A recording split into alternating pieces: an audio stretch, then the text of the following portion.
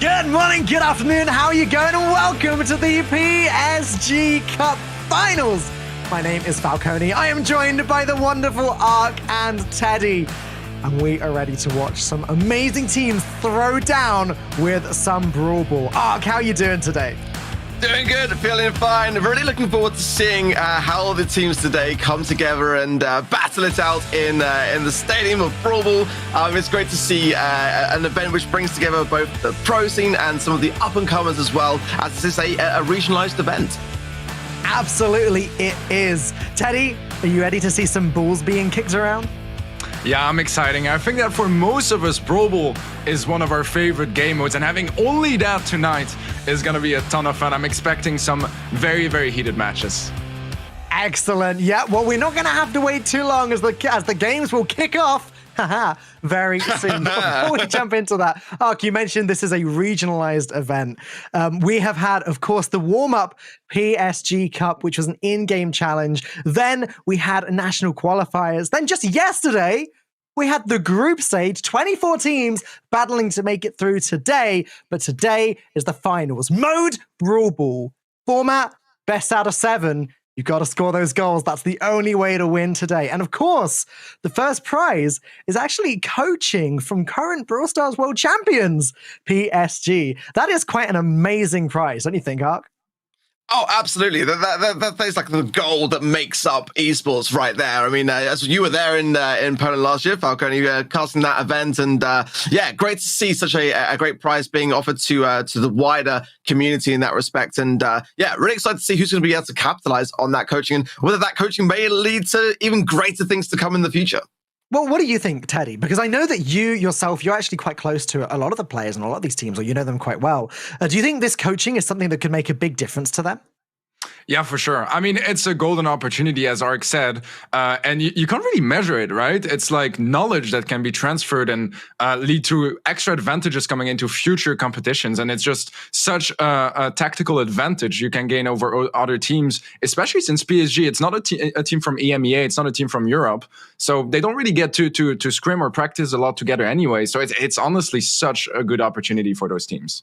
It's a very cool opportunity, but they've got to work to get there. Now, this is a very different format to what you might be used to seeing in the Brawl Stars Championship. Again, it's every match is best out of 7, but it's only one set in each match. It's all Brawl Ball.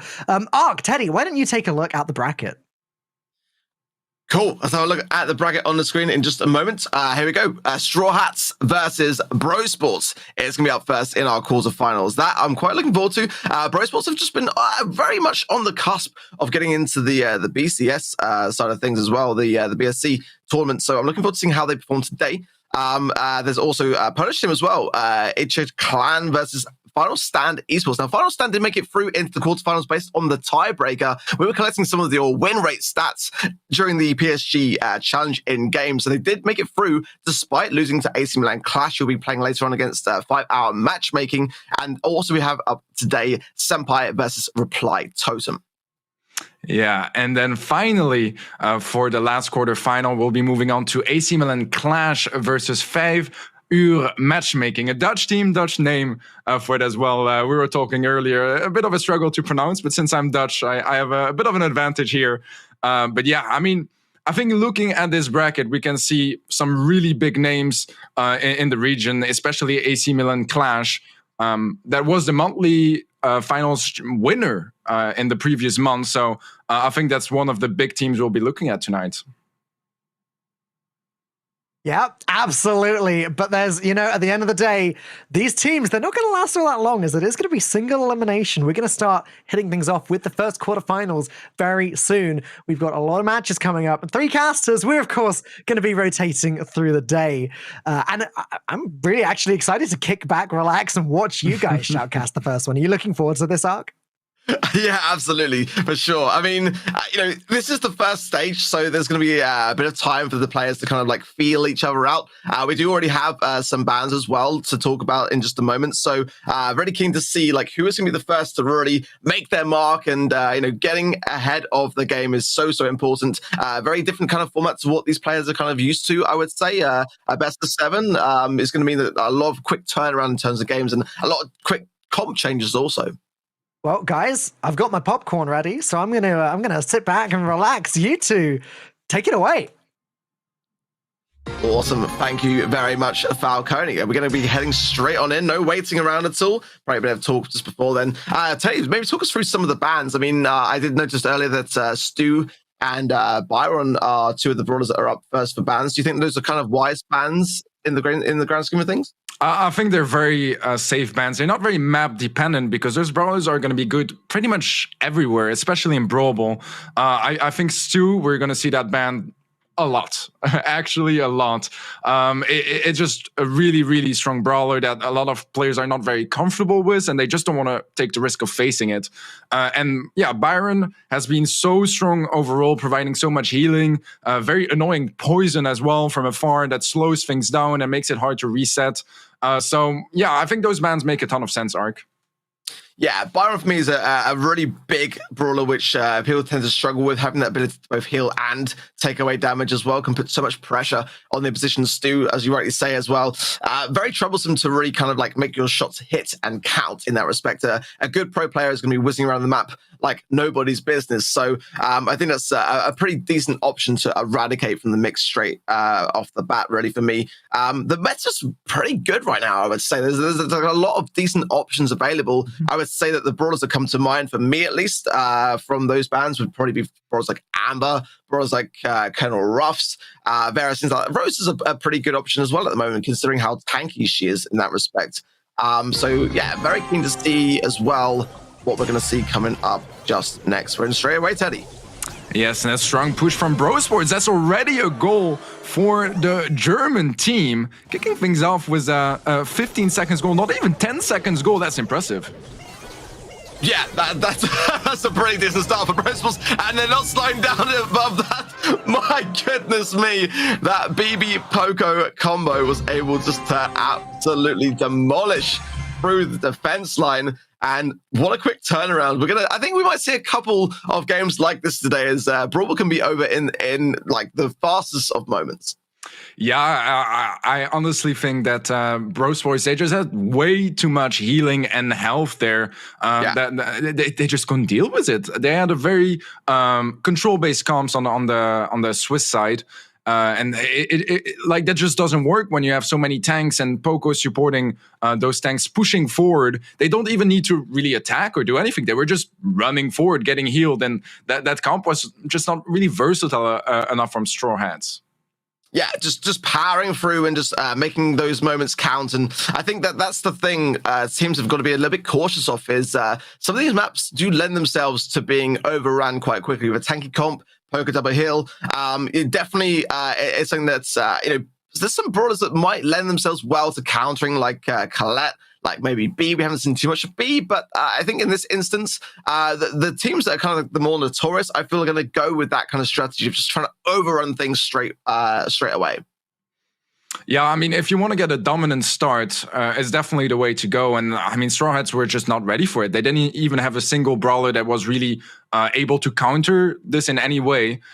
So they got overrun in a matter of a couple of seconds, and we had a 30 seconds game.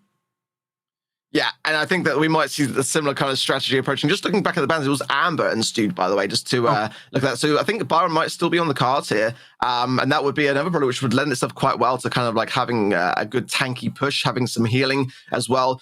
We are seeing Poco coming back in the mix. We're seeing a lot of Poco combining Poco with Pam, actually, and having that double heal is quite a strong strategy in the pro scene right now. So I wouldn't be surprised at all if we would see something like that and maybe some Jessie thrown into the mix. Next map up should be Super Stadium as well. So some of those brawlers definitely lend themselves. Gonna stay with it. The BB, Jessie, Poco comp and a goal in the first 8 seconds. Yeah, it seems like Straw Hats haven't quite learned from their mistake just yet, as Bro Sports are pushing through once again. This could be the exact same game. Yep. 2-0 in a couple of seconds. Bro Sports already up by 2 sets. That's just really impressive, to be honest. Yeah, I mean, for me, you've got to adapt to this kind of strategy, right? And that's not what we're seeing from Straw Hats right now. They've got to realize that Bro Sports want to tie things up really, really quick, and they're going to try to overpower the spawn. They've got to start to rethink how they're going to be approaching this kind of comp, as it doesn't seem like that Bro Sports are really kind of adapting too much around what was working, and BB, Poco, and Jackie is working really, really well.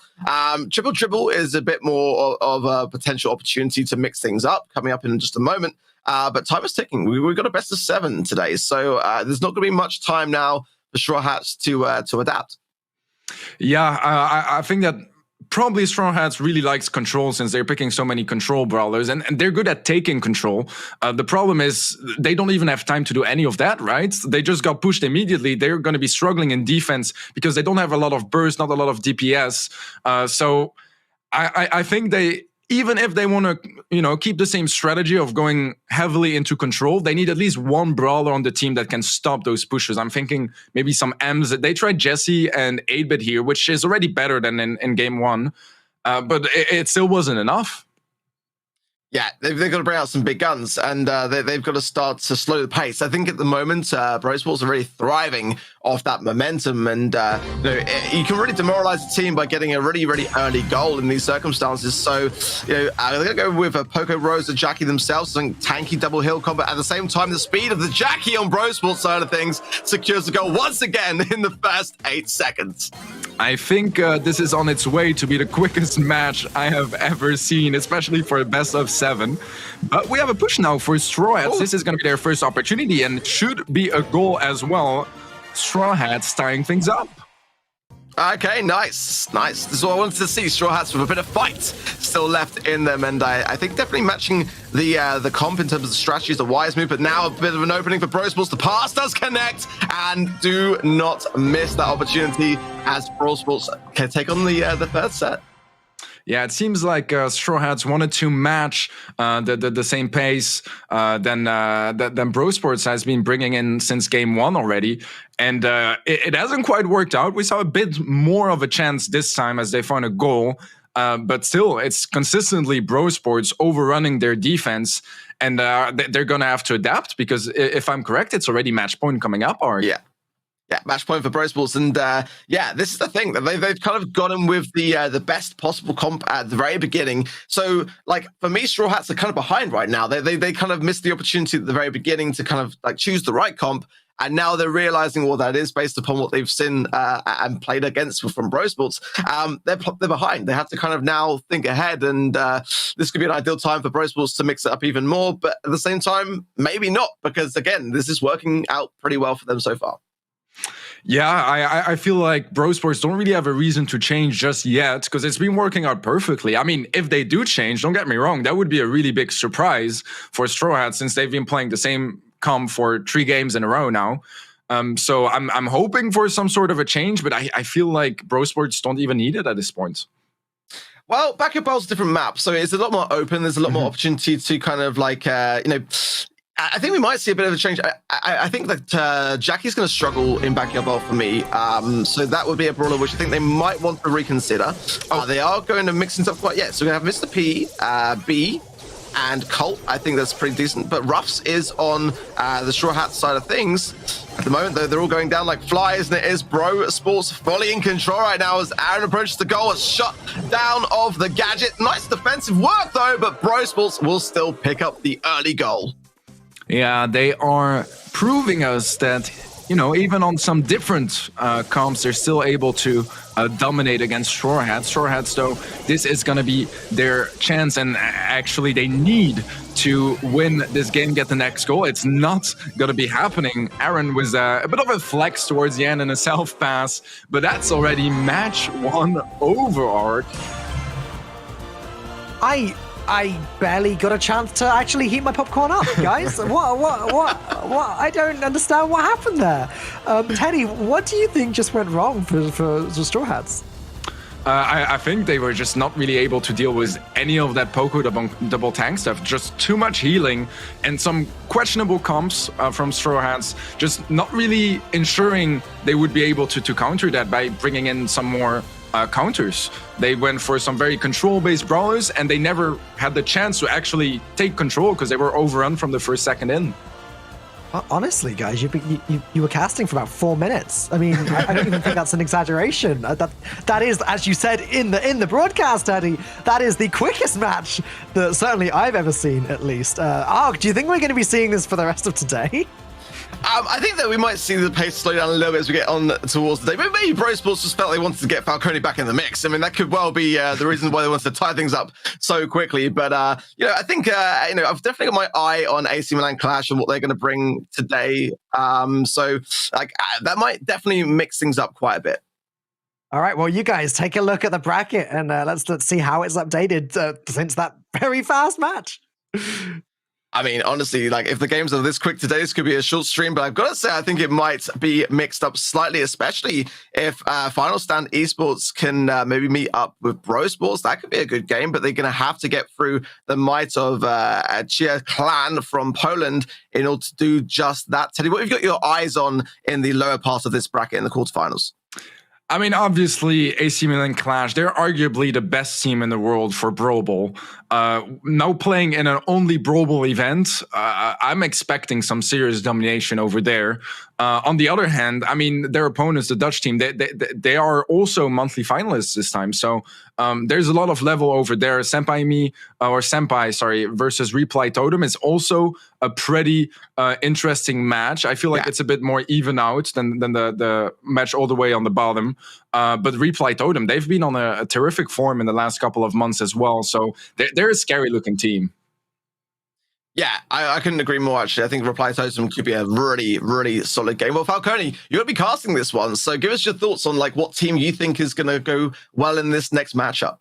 I'm going to be totally honest, Ark. I don't know these teams very well at all, but I did notice that one of these teams is from the UK. So I'm going to put my hat in the ring and say Final Stand. They got this. Yeah, you got to raise your cups of tea in the air and tilt your crown into a nice pose. Teddy, well, I mean, you're quite familiar with the Brits for this lineup, Final Stand Esports. Give us some backgrounds, give us some insights into what they've been successful in the past. Well, they've been playing together for a little bit now.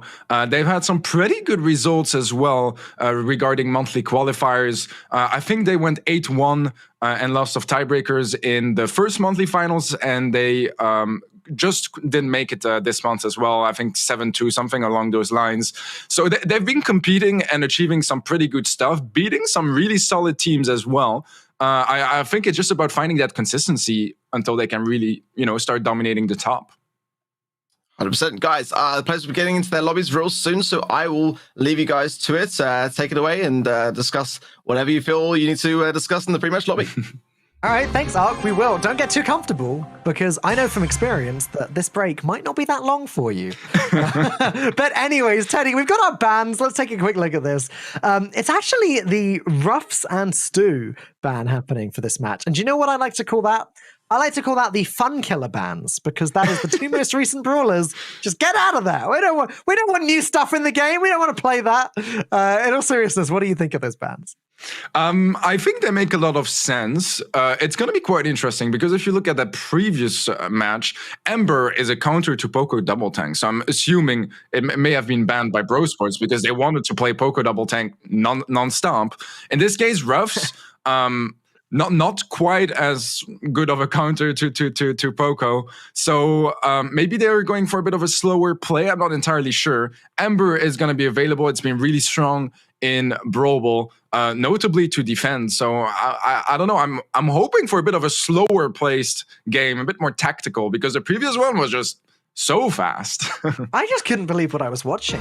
Straw Hats fought back a little bit, but here we go. It's time to find out, Teddy, as we've got game number 1 of this new match. We've got Sandy, Max, and Ems up against Ems, Colette, and Max. So very similar compositions, and I feel like I've already had more time to say these words than you had in any of the previous games. Yeah, this is what we're a bit more accustomed to regarding Brawl, where there's a bit of a build-up, a bit of a setup before we get in the action. And here it's all just about fighting your lane in those mirror matchups, except for Rama, that's going to be on the Sandy, Trashkins on the Colette, and try to find an opening to build up from there and get a better position. Yeah, it does look like, how do you say the name of Uchiha clan? Is that right?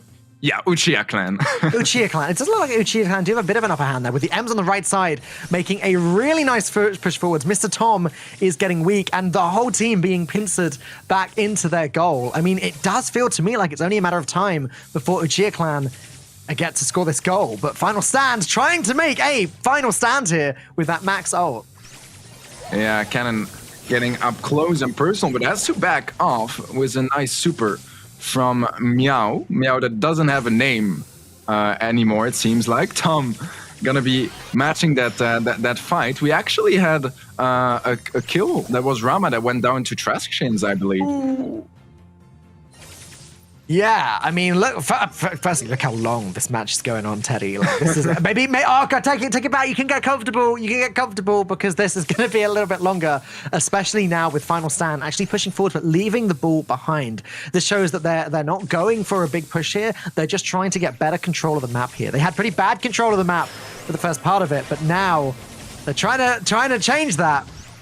Super's being popped everywhere. Yeah, it's a very different story than our previous match, where it seemed like Bro Sports were very confident into getting that win here. It seems like there's a bit more respect amongst the teams in the sense that they know their worth. They know each other well. They've practiced against each other, and they'd rather want to go for the slow play than for a riskier pick like Poco Double Tank. Well, as you can see by the timer running out, something very different here as we reach overtime. It's do or die, or I guess do nothing. That is another option. You don't have to necessarily die because it could just be a tie. But here we go. Ball on the right side. Ems and Max pushing forwards on the right. Mr. Tom popping the super and is going to take down Sandy with help from the Max. Colette also getting an elimination. Things looking really good for Final Stand here. This looks like a goal. Oh. Yes, it is. The Colette with the super pushing the enemies back out of the way. That was a very nice goal. Don't you think, Teddy? Yeah, I mean, that combination towards the end, having the Colette knocking back the defender while the ball is already rolling. Good timing, good teamwork. That's what you expect to see at this level of play. And I want to say, both teams kind of struggled to open things up. It seemed like Uchiha Clan had a bit of an advantage position-wise, but it was very close until overtime. Just that was the opening for this match.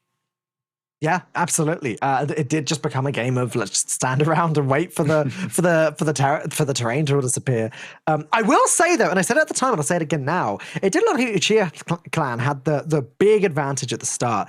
They had Final Stand pushed right the way back in their goal, with Ems pushing up the right side, pushing the other Ems back, who wasn't really able to deal any damage in return. So there was definitely a showing of strength from Uchiha Clan, and I'm very interested to see if we see that same showing again moving forwards. I don't want to see him tilting. Yeah, I mean, we're looking at a much more tactical and strategic match already. And I think that the comps are going to be very important leading to that as well. Because here, it was a almost mirror matchup. I mean, Colette and Sandy were the difference makers. And I think that's a good opportunity to go for some kind of crazier comps, trying to get an advantage, a natural advantage, as we can call it, from the brawler picks. Yeah, absolutely. Here we go. Game 2 starts now, Teddy.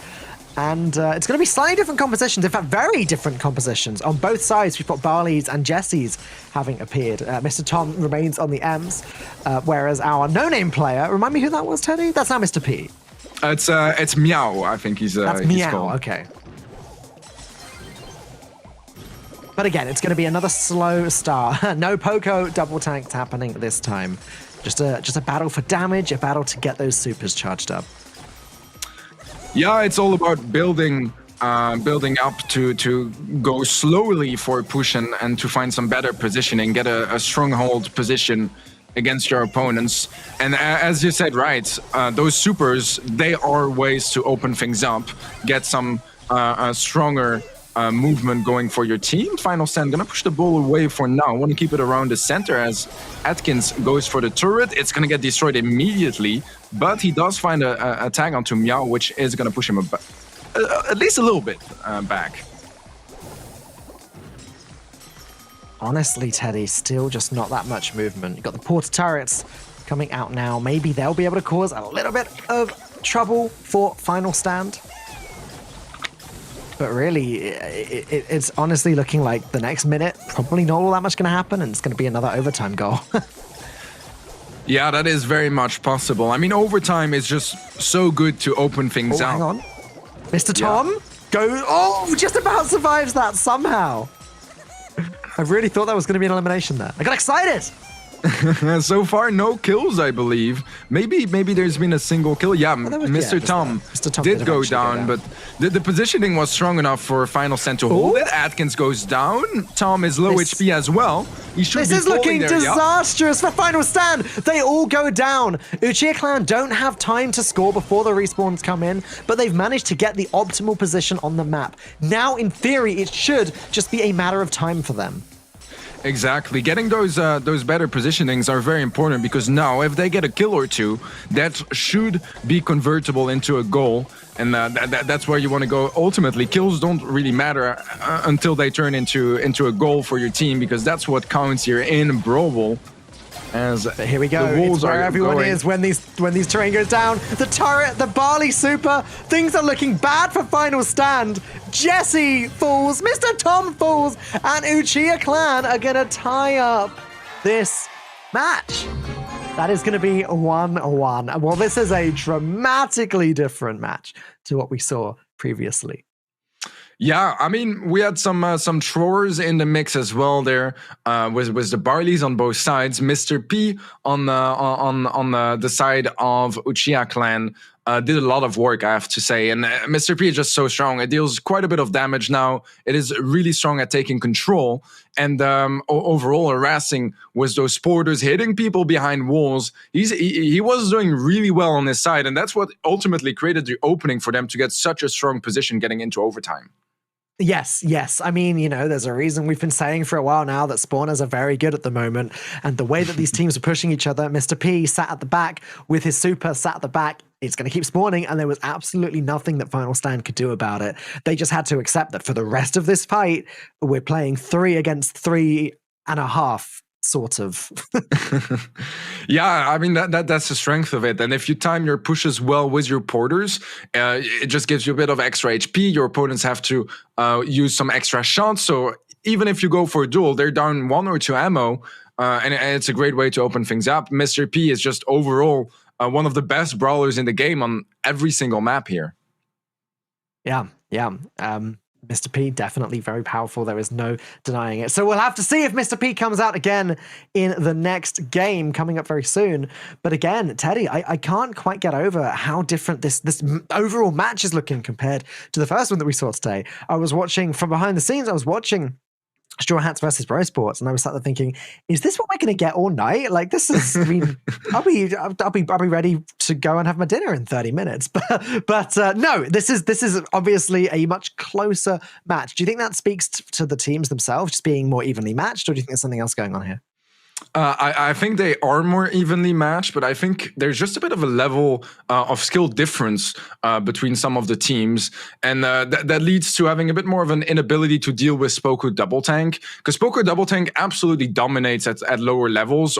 Even when you already look at a high level, the best teams in the world, they're going to be dealing with it much better because they will have some comps a bit stronger against it and a bit more versatility overall and being trained better to face it as well, right? Even when you are outcomped, you can still make it out of here if you played well as a team, obviously to its limits. But I feel like those teams here, they know that they are better at dealing with it. So going for a Poco Double Tank comp is going to be much more risky. Yeah, that's very true. That's very true. Well, there you go. Maybe it's a sign of respect then. I just wanted to give a very quick shout out to those of you watching at home. Now, if you've watched any Brawl Stars Esports before, you know that we like to get into the games as quickly as possible. I will apologize for the waiting. It's always the same thing. It's just waiting for players to get ready. But here they are. They're ready. We jump in, and oh no, Teddy, what have we got here? Yeah, we got some Poco Double Tank action, and that's a quick goal once again. Falcone, I think you can start to be scared now.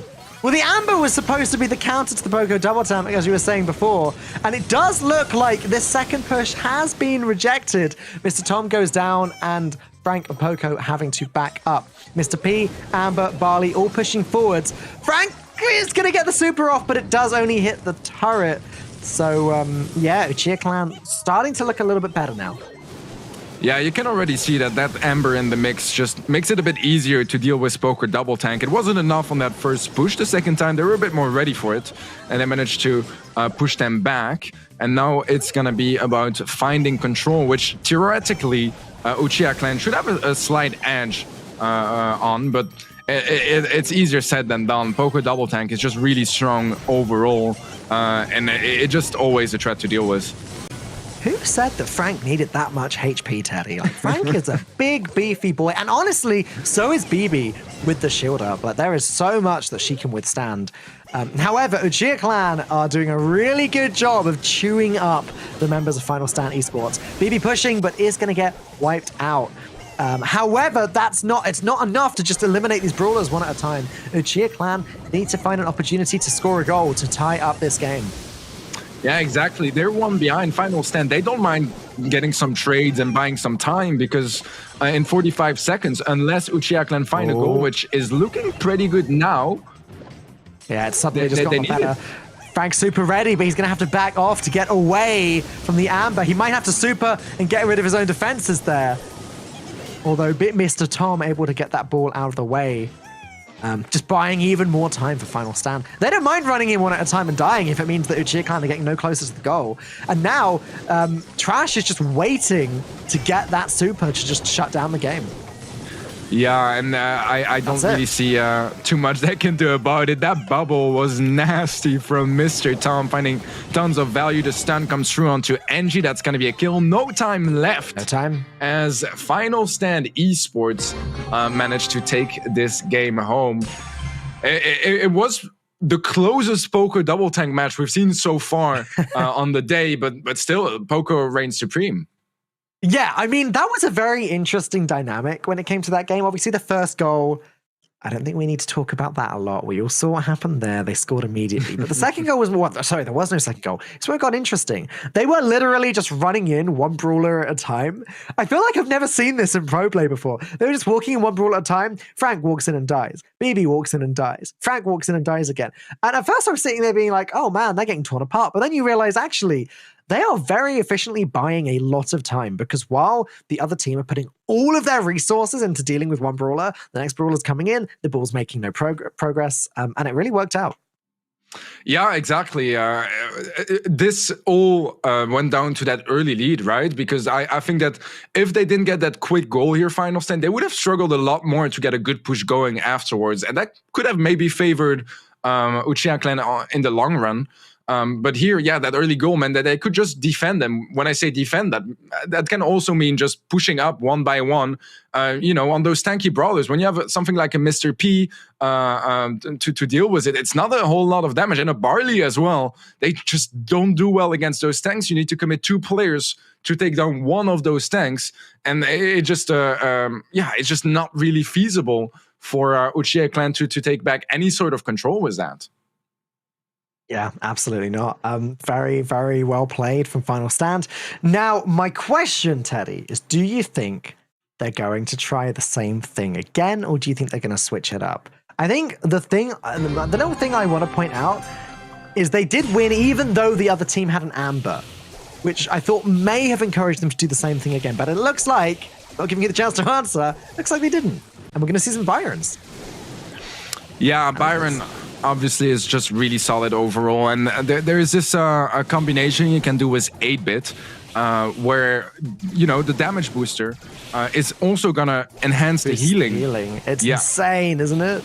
Yeah, and it's only healer that can do that in the game. All other healing abilities are not changed. Here it's because for Byron it's the same it's the same attack that he uses to heal his teammates. It's the same amount of damage. Byron's the only healer whose main attack actually does the healing, right? With all of the other brawlers, it's a star power of some description that actually causes the main attack to heal, if I'm not mistaken, which is why it affects him that way. Yeah, exactly. I mean, Pam would be another exception since she has like a healing station, but it doesn't get affected either by the damage booster or any sort of buff. So, yeah, you're absolutely correct here. And that makes it a very big problem. Even more that if you get tagged and you get poisoned, it's not a bit of chip damage you take, it's a whole lot more damage. Absolutely. Although, Meow taking a lot of damage there, but the thing is 8-bit also incredibly tanky nowadays.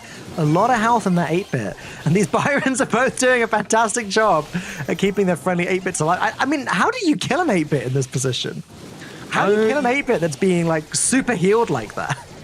There is not all that much you can do about it, to be honest. I think it kind of comes down to that right lane where you have Angie and Tom battling it out. They also have some different picks. Yeah, that's a nice opening from Mr. Tom. There was a kill on the left side as well. Yeah, both brawlers on the right side went down there. 8-bit there. Both 8-bits staying alive well. The damage turret on the top is getting weak, but I have to assume that 8-bit has another super. Well, I mean, we can see the ring around him. What am I saying? Of course the 8-bit has another super ready to go. It's just impossible to get rid of these damage turrets permanently. Yeah, that's the thing with such a positioning. Usually you're going to have your next turret ready before the current one even goes down. Cannon has a super that could be a nice opening, but overtime is going to make it easier to take down those damage booster and to get some more tags across the board, and we're only a couple of seconds away. I feel like now the purpose of these supers switches a little bit. It's going to be the idea to super shot into the goal. 8-bit teleports back just to try and stay alive. Trashkin's taking a lot of damage. Is going to put the other turret out. It looks like they're on defense now as Uchiha Clan are slowly stepping forwards. Mr. Tom takes a lot of damage on the right, but is going to stay alive and keep pushing Mr. P back. Yeah, so far it's a bit more of the same as we got into overtime. We have about 30 seconds on the clock here. And it seems like Uchiha Clan are getting some better positioning. Atkins is quite low HP. He might end up going down there. He will indeed, but it's not looking too good for Meow either. Oh, nice super there from Cannon. That's going to save the defense. It is. It's going to be Mr. P versus Byron there. Byron taking a lot of damage and is going to go down. But Teddy, this is starting to look like it's going to be a draw. Final chance for one of the teams to do something, but I can't see it happening. 3 seconds remaining. No super available. Mr. Tom going to kick the ball back. We're going to go again. Yeah, I mean, it is something you see very often on this map. It's definitely from far the map in Brawl where you have the most draws, just because of the way the map is structured. You have like a full line of walls in front of your goal, which makes it really hard to find openings. Even if you do find a couple of kills, you really need to get to that more aggressive positioning behind the wall before you can do anything about it. And then once again, you need to find more kills to get a goal. So you can't really get long range angles, especially when in those comps, there's no destruction. There's no wall destruction whatsoever. They actually got just get up close, and both teams kind of struggling to do that with those comps. Yeah. Honestly, an interesting lineup that didn't really do that much in the end. That was like the ultimate stalemate, wasn't it, between the two 8-bits and the two Byrons? We're going to have to see what happens next. I believe the ruling in this event is that with a draw, they are allowed to switch brawlers and star powers, etc. So we might see a dramatically different composition. Basically, forget that game happened. We're going to move into another game on the same map. What do you think, Teddy? Do you think they'll switch it up? I'm pretty confident they're gonna keep the same, like duos with Byron and 8-bit. I feel like Mr. P and Amber are a bit more like you have a bit more breathing room to go for a change. Even then, I'm not entirely sure if they're actually gonna go for that. But that seems to be a bit more likely for me to see some differences. Although in that game, I feel like both the Mr. P and the Amber were holding on pretty well. Yeah. I mean, they were. There was an interesting dynamic between the two of them where we had the Mr. P looking like it's going to get enough damage to deal with the Amber multiple times, and then the Amber just like pushing forwards and going in straight lines to the Mr. P, saying like, okay, you're going to need to back off because you're going to get burnt. And a lot of the time they actually ended up trading with each other, which is very funny.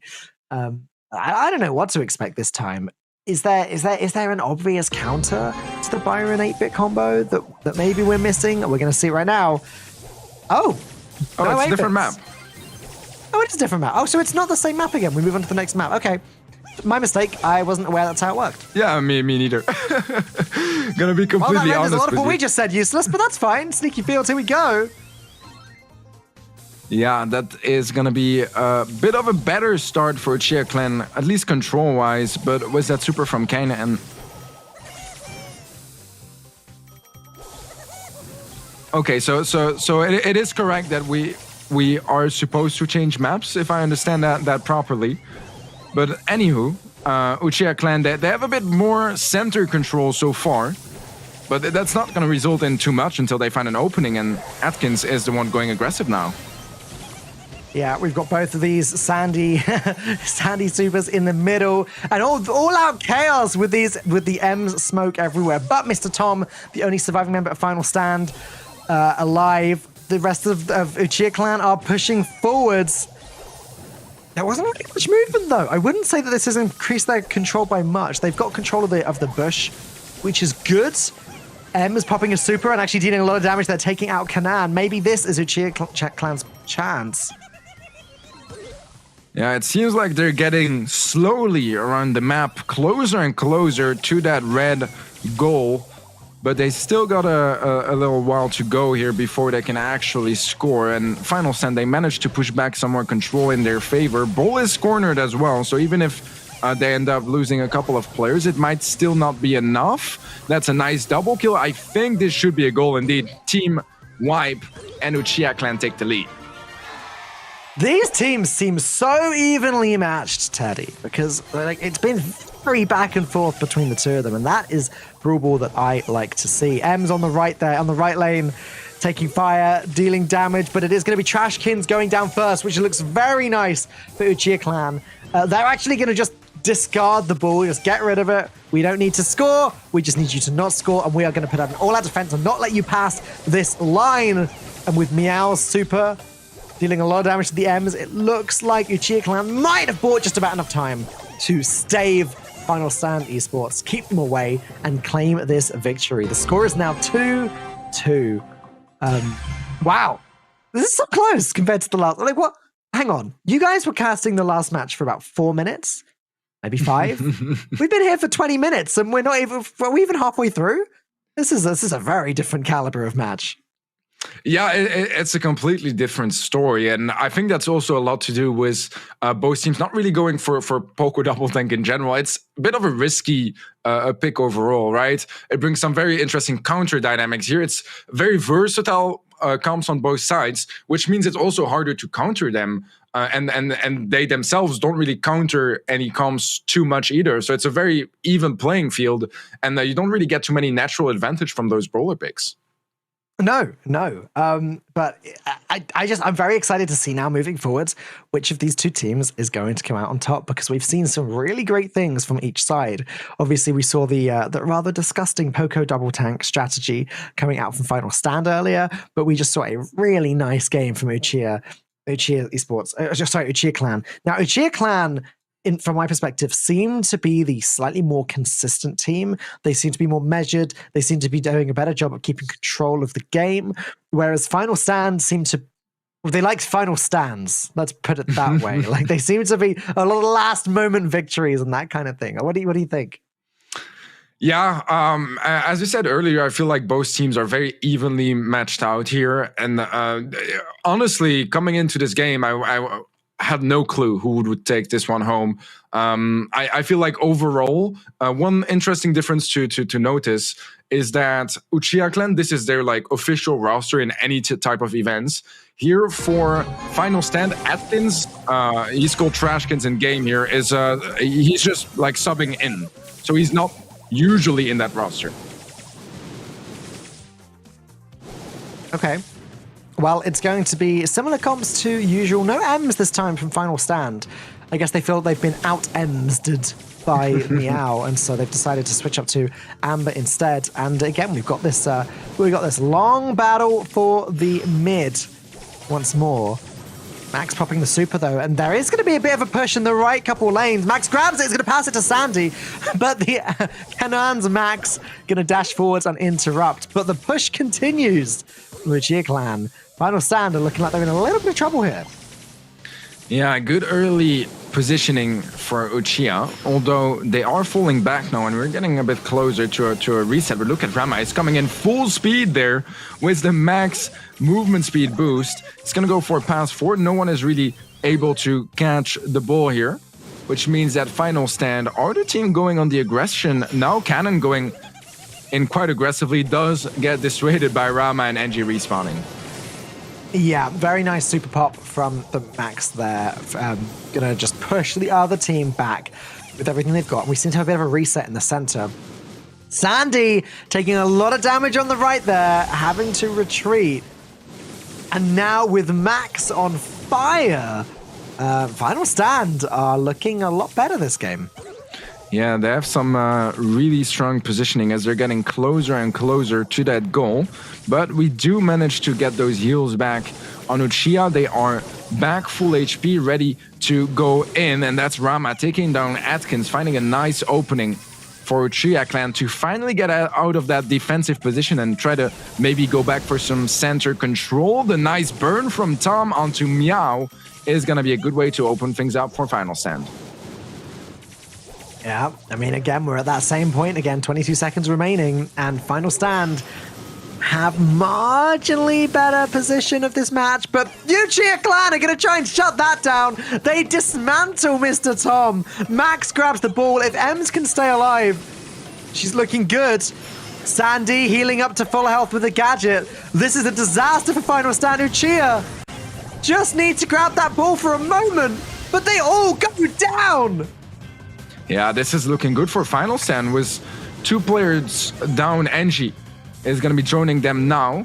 Final Stand want to slow things down a bit and then try to find another kill. If they do, that might be enough to get a goal going. Movement speed boost from NG onto all his team here.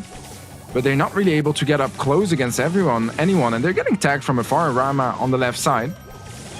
We have a super on Trashkins that could get interesting, but look at this. 3 supers on Final Stand. 2 popped already. Atkins going to be going for the charge shot. Oh, whoa! that's a miss. It missed! Oh, no! Okay, 14 seconds remaining. This is still winnable for Uchiha Clan as they make the push forwards. Max using that super to stay safe. Sandy is going to go down, but one more chance for Max. The super shot is there. Super pass, super shot in from the M's, and Uchiha Clan are going to take the win. Wow! Okay. That was close. Yeah, things got very chaotic towards the end with those movement speed boosts from Max. It just changes the pace so quickly, and then you have to adapt. I feel like overall, Final Stand played this game a bit better. but they also did the biggest mistakes, which ultimately ended up costing them this game. So I'm curious to see if they'll be able to, focus up a bit more maybe for the next game. I mean, they seem very focused here as well. Maybe, also the reason why, with all the pressure, you end up making some big mistakes. Yeah. I mean, mistakes happen for sure. Final stand, I still stand by what I was saying earlier, by the way. But Uchiha Clan do seem to be the more consistent, more measured, better controlled team. Final stand seemed to really like last moment, let's go for it. And it didn't quite work out in that last game. So I would have to say, I think Uchiha Clan for me are the slight favorite at this point moving forward. And they are, of course, ahead. The score is 3-2. We're actually getting very close to match point. Yeah, I mean, it's a good position for them. They have some momentum as well. It was 2-1 at some point in favor of Final Stand. Now it's 2 wins in a row if you don't look at that draw. So they have a bit more momentum going their way. And momentum in Brawl is important because it's all about speed and momentum in the end. Yes, exactly. Well, we are now actually looking at match point moving forwards. If Uchiha Clan take this, they will be moving on to the semi-finals. So it is Final stand really this time for real. So final stand. It's their final stand in this game. So let's hope that they can do the United Kingdom proud. And like Ark said, wave their T in the air. Hey, we're playing football. Like, this is the UK's sport, right? Yeah, I don't particularly know Poland for football, but yeah.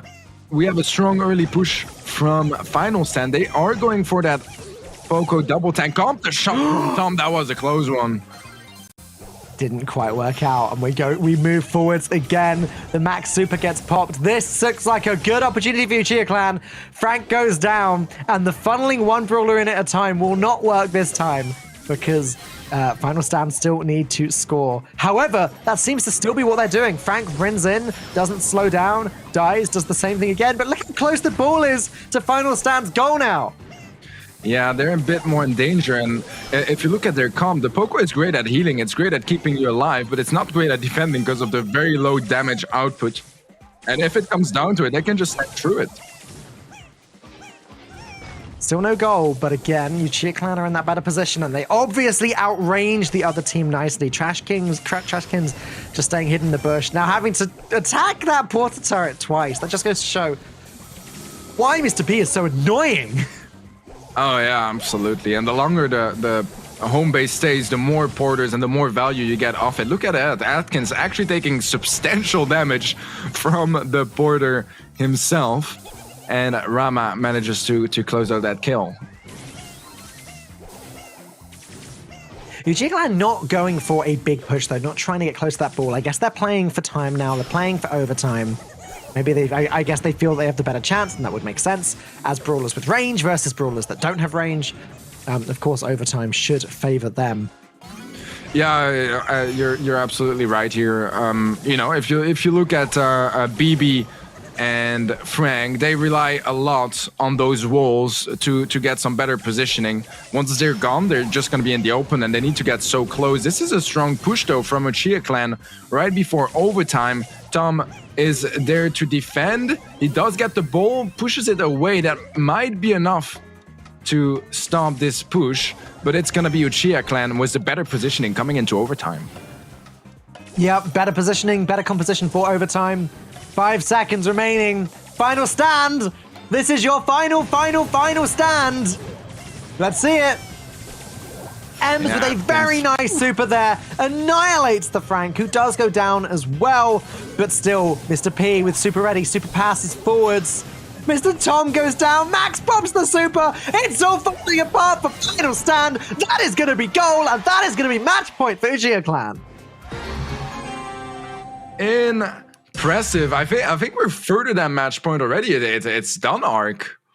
That was like a lot different to the first game that we covered here today. That was a very, very back and forth affair. And I mean, Uchiha Clan really impressed me with their performance. Falcone, what's really like the turning points in those games? Talk us through some of the moments. I think after the game that was a draw, I feel like that for me was the turning, because everything was so close at that point. The teams were quite consistent until then. I think the same thing happened throughout, where Uchiha Clan sort of were good at getting that very good positioning, but maybe a little slip up would allow Final Stand to really push forwards, and I think that continued after. But Uchiha Clan just started to sort of slip up less after the draw, and were able to just win consistently. Yeah, I felt like they were starting to build the momentum and work together better. And I've got to say, the Polish players are renowned, in my opinion, as being some of the best in the world, and just haven't really had a chance to shine, in my opinion. Like, maybe this year will be a little bit different. But Teddy, you watched a lot of their games, in the lead up to today. What would you say, like, the things which they demonstrated really, really well and have been consistent with in the past? Well, Uchiha Clan is known as the best Polish team, and they also have a lot of international experience, whereas Final Stand, they're kind of creeping their way up. And I feel like that extra experience really showed here in this match and just gave a big advantage to Uchiha Clan in the end, despite the pretty close scores in the end. Yeah, UK arguably some of the favorite teams and players in the world, and a great performance from Uchiha Clan today. Let's take a look at the bracket. Falcone, talk us through what we got up to come today. Well, here you go, Ark. Obviously, we are 2 matches in, still plenty to go, still 5 to go. Actually, we've seen Bro Sports. Honestly, I'm going to be real. They annihilated Straw Hats. Straw Hats didn't put up a fight against them. But then we saw a much closer match between Uchiha Clan and Final Stand Esports. Later on, we're going to see Uchiha Clan take on Bro Sports, in the first semifinals. But before we do, we've got Sampi up against Reply Totem, and then AC Milan Clash up against 5 MM. Did I pronounce that right? Teddy, you're the expert. Yeah, I'm impressed. Honestly, I expected some butchering of my native language, but that was beautiful. Absolutely beautiful, Falcone. Glad to hear that you have such low expectations of my abilities to say words. To be fair, they're good expectations. But yeah, so we got the next 2 quarterfinals coming up. I'm excited to see them. I want to see how diverse these teams are going to be in terms of quality as we move forward, because again, like I said, we've had a very mismatched set of teams and then what seemed like a much closer set of teams, so I'm curious as to what comes next. Well, for me, I mean, Reply Totem, I think is going to be a really tough team to beat. We've seen them kind of gather themselves this year, go from strength to strength, and be really much in with a great chance of competing this year in the official tournament. So I don't know. Do you have any insight on Sampai, Teddy, in terms of how they might compete? They've been doing pretty well in some smaller skill events, but once again, similar to this previous match, I feel like Totem just has that much needed international experience playing on some bigger stages and bigger events, and yeah, having some better results overall. For me, pretty heavy favorites coming into this match, but Sampi have impressed me in the past, so hopefully they can be up to Reply Totem's level tonight. It remains to be seen. Well, this matchup is going to be with myself and Falcone. So I guess we'll bring you back on in just a bit. And yeah, thanks for the casting for the moment. We'll be away from you too long. Don't worry. Well, we'll see. It depends what sort of match it is. Like it could be 3 minutes. It could be 40. Like I don't know. We'll find out one way or another. But I'm hoping for more long matches. I think that last match was a little bit more exciting, personally. I mean, you definitely got yourself a ton of screen time, Falcone. I mean, you must be pretty pleased about that, right? I really need it, Ark. You know, that's what I live. I live for my screen time. Okay, let's take a little look at the bans we've got coming up for this one. Again, yeah. It is going to be everyone's favorite Stu ban, and Byron is the other ban this time, Ark, which I think is pretty much what we were expecting, pretty much all day, actually. Yeah, for me, Byron and Stu, both like 2 of the strongest brawlers meta-wise. I think Byron can give teams a lot more things to think about in regards to kind of whether they need to go on the offensive, defensive.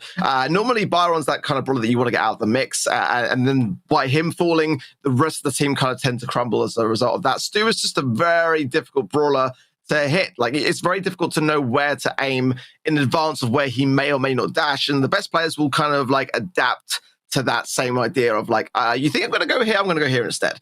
So like, it's 2 really, really solid brawlers that are taken out of the mix, which, yeah, I think will open up the doors to some things. We have seen a lot of, double tank Poco ideas and lots of healing comps. So with Byron at the mix, there are still some options available. What are you thinking about Poco and the double tank at the moment, Ark? Like when we've seen it it's been explosive, but then also from from that final stand a little bit underwhelming. So what do you think of that strategy generally? Yeah, it's one that you've got to play right. I mean, we see a lot of people just think that like double tank poker is just like going to be an easy route, and Brawl Sports definitely use the brute force approach, but at the same time, the best teams are those that know how to play it right. So, poker's always been in a great place for me. I don't think he's really ever had a moment in the meta where he's been just kind of like ridiculously weak. I think he's always viable, and when you combine that with brawlers like Jackie that are not really meta at the moment, but are still in combination with a healer very, very good at brute forcing their way towards the goal. It definitely opens up some options here for me. But Mr. P, I would say, is one of those brawlers that's just kind of below the Byron Stu, like Amber kind of level. Right. But it's ridiculously difficult to deal with. So I wouldn't be surprised if we see a lot more Mr. P to come.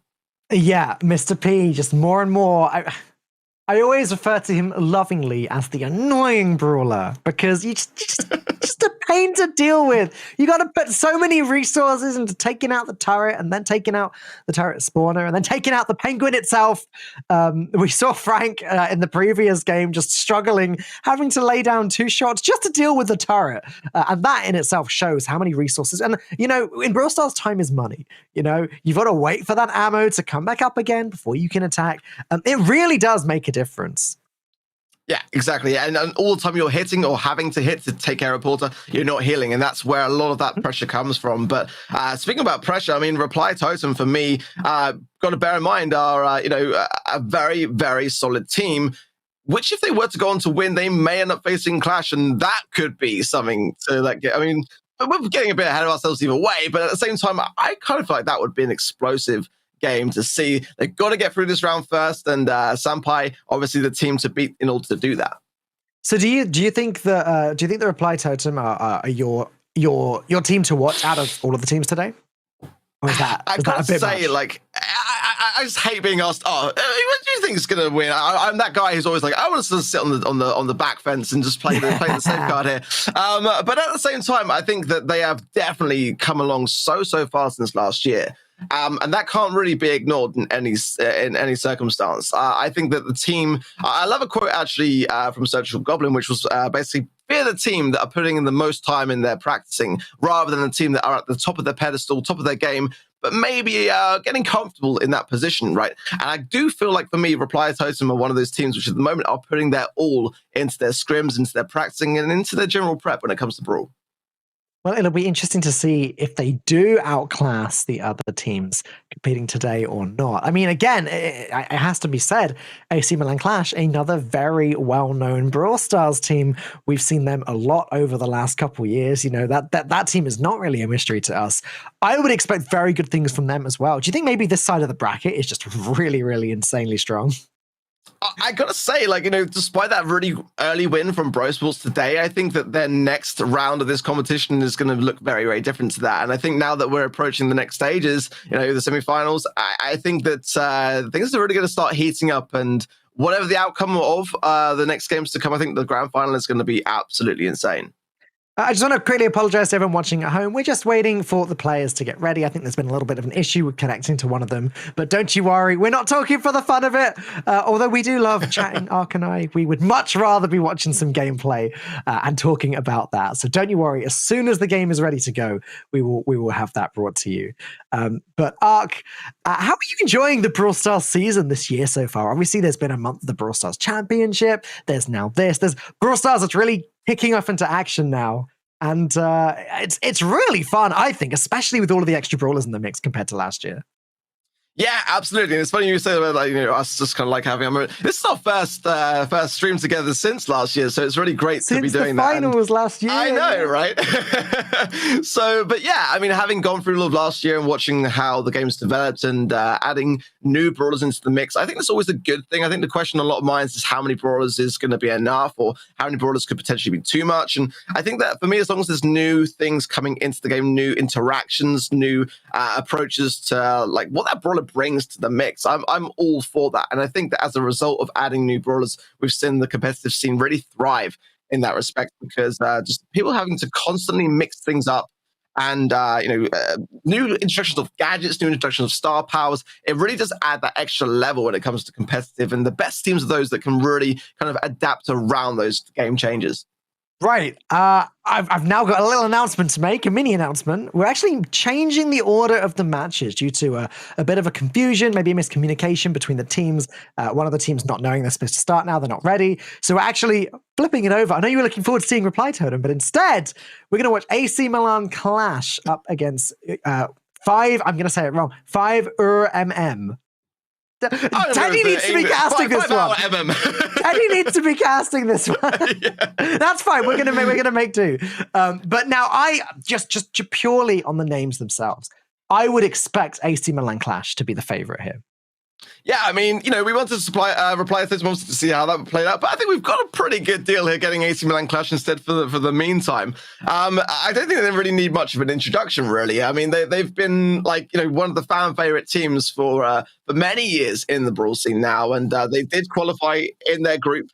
And did not go through as the result of a tiebreaker. So there's that to consider. They did perform the best in their group, and I think they're going to perform pretty well today. They've been at the top of their game, pressing for the BSC tournament. So I think we can expect good things. Absolutely. I'm going to just run over the bands once more, because obviously I told you the bands for the game we were going to watch, and now these bands are slightly different. It's actually Stu band and Stu band on both sides. So just that one band this time. Is Stu just the strongest brawler in the game right now?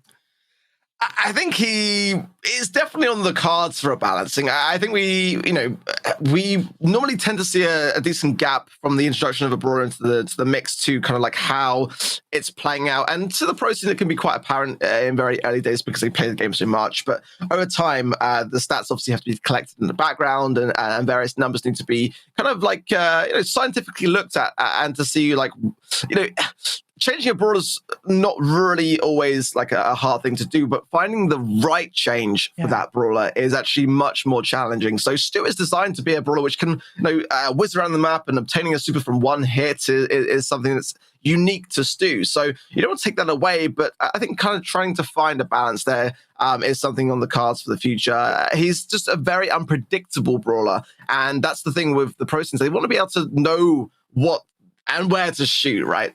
It is kind of busted in Brawl Ball specifically, isn't it? Get a hit, super shot. Get another hit, super shot. Like Stu can do a lot with that ball. Yeah, and especially in Brawl Ball, right? That super can not only be an ability to the brawler, but a real asset when it comes to the game mode itself. So having super and being able to do more with the ball makes Stu a prime candidate to be banned, because obviously you really want to maximize your chances. And for another brawler like Jackie or Tara or anything which has an effect on the players, Stu has a direct result on the ball, and goals equals wins. Simple as that. Do you know what, Art? At some point, I really want to see a match between some of these players, whether it's the semifinals or finals or what. I want to see a match where both teams decide, actually, do you know what? You play your Stu. We'll play our Stu. We'll show you that we're better at Stu than you are at your Stu. I just want to see it. I want to see a proper Stu face-off. Good old Stu off. Yeah, I do feel what you mean. I mean, the blind ban scenario is like such that you'd have to both be down, not anything, just completely subliminal. So the chance are less. Going in, though, we're going to see straight off the bat Byron and Ruffs. I think no surprises there, but definitely two brawlers which could make a big difference to the outcome. Barley, great to see Barley as well from AC Milan Clash. I think that Barley's in a much better place now since some of those balance changes. Oh, and it's going to be a very quick goal for AC Milan Clash. They didn't waste any time there. My goodness, Barley and Mr. P just very nicely positioning themselves. I hope that this is not a sign of what's to come. Is it just games that you cast, Ark? Is that it? Is it an effect that you somehow have on these teams? Oh, I don't want to talk about my effect on games. I have a tendency to jinx absolutely everything, so I tend to try to not give my opinion too much anymore. It just seems to go the opposite way. But regardless, at the moment, definitely AC Milan Clash with more control, I would say, in trouble with the pass through. Should be able to find this angle here. Nicely done. That will wrap things up. But if you blink and missed it, Sugar Snort and Mr. Fish are two very, very strong players in the EU scene. So I wouldn't underestimate 5-hour matchmaking just yet, despite that early loss. I think they're both very, very accomplished, and as is Carol. So they will not be a stranger to pressure here. And I think that they've had a quick chance to see what Clash brought to the table. Now they have a chance to adapt. It felt like that game came completely down to slightly better positioning and slightly better damage output. When you put those two things together for Brawl Ball, Clash see the lines. Literally, they see the angles of how they can get the ball to the goal uninterrupted, and they took that. And now it's going to be up to 5mm to put a stop to that and to try and prevent these angles from being hit. Yeah, and you mentioned damage output, and obviously, that's something that 5-hour matchmaking had in their minds. They wanted to go in with roughs to try to give the supply drop buff to the teammates, but that's what kind of Clash were great at doing, was shutting it down before it could even kind of develop into anything at all. It's a very, very common thing with roughs on the cards to, if you're not going to play it, you've got to shut it down and make sure that it doesn't give as much value. But I think Barley here, a great controlling brawler, very different comp here. Wow, my goodness me, from 5-hour matchmaking, this is going to pump. No way! Oh, here we go again. Brute force, Falcone, brute force. If you can't do it the old-fashioned way, that will work. Mortis, though, is going to take a lot of damage to the Byron and does go down. It looks like the goal coming in the other way now. Poco goes down and Chaos scores. It's 1-1. But now AC Milan Clash know what's being thrown at them and they know how to defend from it. So I don't know if 5 or MM are going to be able to pull that off again. Sugar going in with the cycle didn't quite pay off too much, but nice valiant attempt. Corral as well, now in a great spot. That's connected Trevor. The final hit and double whammy from him. He gets a double takedown, but Fish on his own versus Chaos is going to be an unfavorable matchup for 5-hour matchmaking. Yeah, Chaos just going to wait here next to the goal. Super is ready to go, but there's already a turret spawner. No real reason to use that until you want to do the super shot. And now AC Milan Clash have got better control. Mortis dashes in. Does get healed by the Poco as well, but is not going to survive for that much longer. Wait, I stand corrected. He gets the heal in. Beautiful dodge from Sugar Snort and Mr. Fish. Is this just going to be a win for 5MM? I think with that heal's a great start. Sugar continuing the assault and gets the goal. Fantastic plays from 5-hour matchmaking for me. What a great ability to adapt. And this is what I love to see, Falcone. When you take a loss, coming back with something out of the box and original, just to kind of like really compete at that top level. Clash now got to respond. Yeah, coming back specifically with not a loss is very nice from 5MM. And we are going to have an interesting game on our hands. This is what I love about Brawl Stars, though, because especially with so many brawlers, there are so many different strategies you can jump into. We saw with the Poco Frank, and this time Mortis being the third close range brawler. AC Milan Clash just did not know what was being thrown at them until it was too late, and they were able to get one goal back, but unfortunately they were still overwhelmed by the other team after. And now the question is, moving forwards, what do the teams bring next? Do we see an Amber thrown in the mix to try and counter that? Maybe 5MM are going to go with a completely different strategy now? Who knows? I gotta say, Clash have a tendency to kind of lean towards certain brawlers, one of them being Max. I think that Max could be quite a decent brawler here. Especially if 5-hour matchmaking continue on with the Mortis idea, it's going to really be difficult for them to be able to close the gap when the team are running around a lot faster than this. Mobility does seem to be the thing which 5-hour matchmaking were able to capitalize on, but we'll see. I got to say at the moment, that's going to go with Ruffs, which is not a bad shout either, and 5-hour matchmaking going back to a similar lineup to what they started with. Yeah, okay. The Ruff's barrier is on the right there. Mr. Fish's barrier is doing a pretty good job of holding the Byron back. But Byron is going to get a hit on Mr. Fish there. Meanwhile, Chaos on the left does go down. Guille on his own. Can he score here? Yes, he can! Threads the needle. In it goes. That was impressive. It's not, and those goals might look easy, but I can assure you they're not, and under pressurized circumstances as well to make them count, it can be a tricky thing to do. Guille did really well there, and again, continuing that same pressure. Corral, again, on his own, he's going to have to survive and heal up here. Mr. Fish doing a great job of delaying this, but Clash in a very, very good position now, right at the defensive line here, and 5-hour matchmaking could be dropping a set if they don't collect themselves really, really quickly. Barley here's going to come into his element for Guille. I mean, AC Milan Clash are in such a good position here. They've got the buffed Barley, which helps. 5MM are just taking so much damage. They're going to go down again. This is just it. There's no way that they don't score here. the whole of 5-0 are dead. And that's going to be another win for AC Milan Clash, and a very good win, if I do say so. Like, those Ruffs buffs came in clutch. Yeah, and just, the positioning there towards the end, the amount of pressure that AC Milan Clash were able to inflict upon 5-hour matchmaking, Barley just comes into such a great, strong position, and really very little they could do about it under the circumstances. I think that it would be a bad shout to maybe mirror the Barley. It does seem that Clash are not really deviating it away too much, or going on the aggressive for the Barley, and I guess. We didn't really see any gadget use there really too much. It may have been a healing tonic there, to be fair. But sticky syrup is a gadget where if you're going to run BB or something that's going to really be aggressive, you're going to have to take a 50-50 guess as to whether you're going to be running into something which is going to try to aggress that, or counter it with a tick or something else with a thrower kind of mechanic. But yeah, definitely a much different game, and this is going to be a close one, I feel, Falcone. Yeah, closer than I expected, but still AC Milan Clash do seem to have a very firm advantage from where I'm sitting. Again, they were caught off guard by the Poco double tank, but I don't know if something like that would work on them again. But here we go. Very similar. Well, very similar from one side to what we saw in the last match. 5-0 are going to go with the 8-bit Byron, with a Crow third, which is quite surprising, for me at least. But we've got Sprout, Byron, and Ruffs for AC Milan Clash. What do you think of these comps, Ark?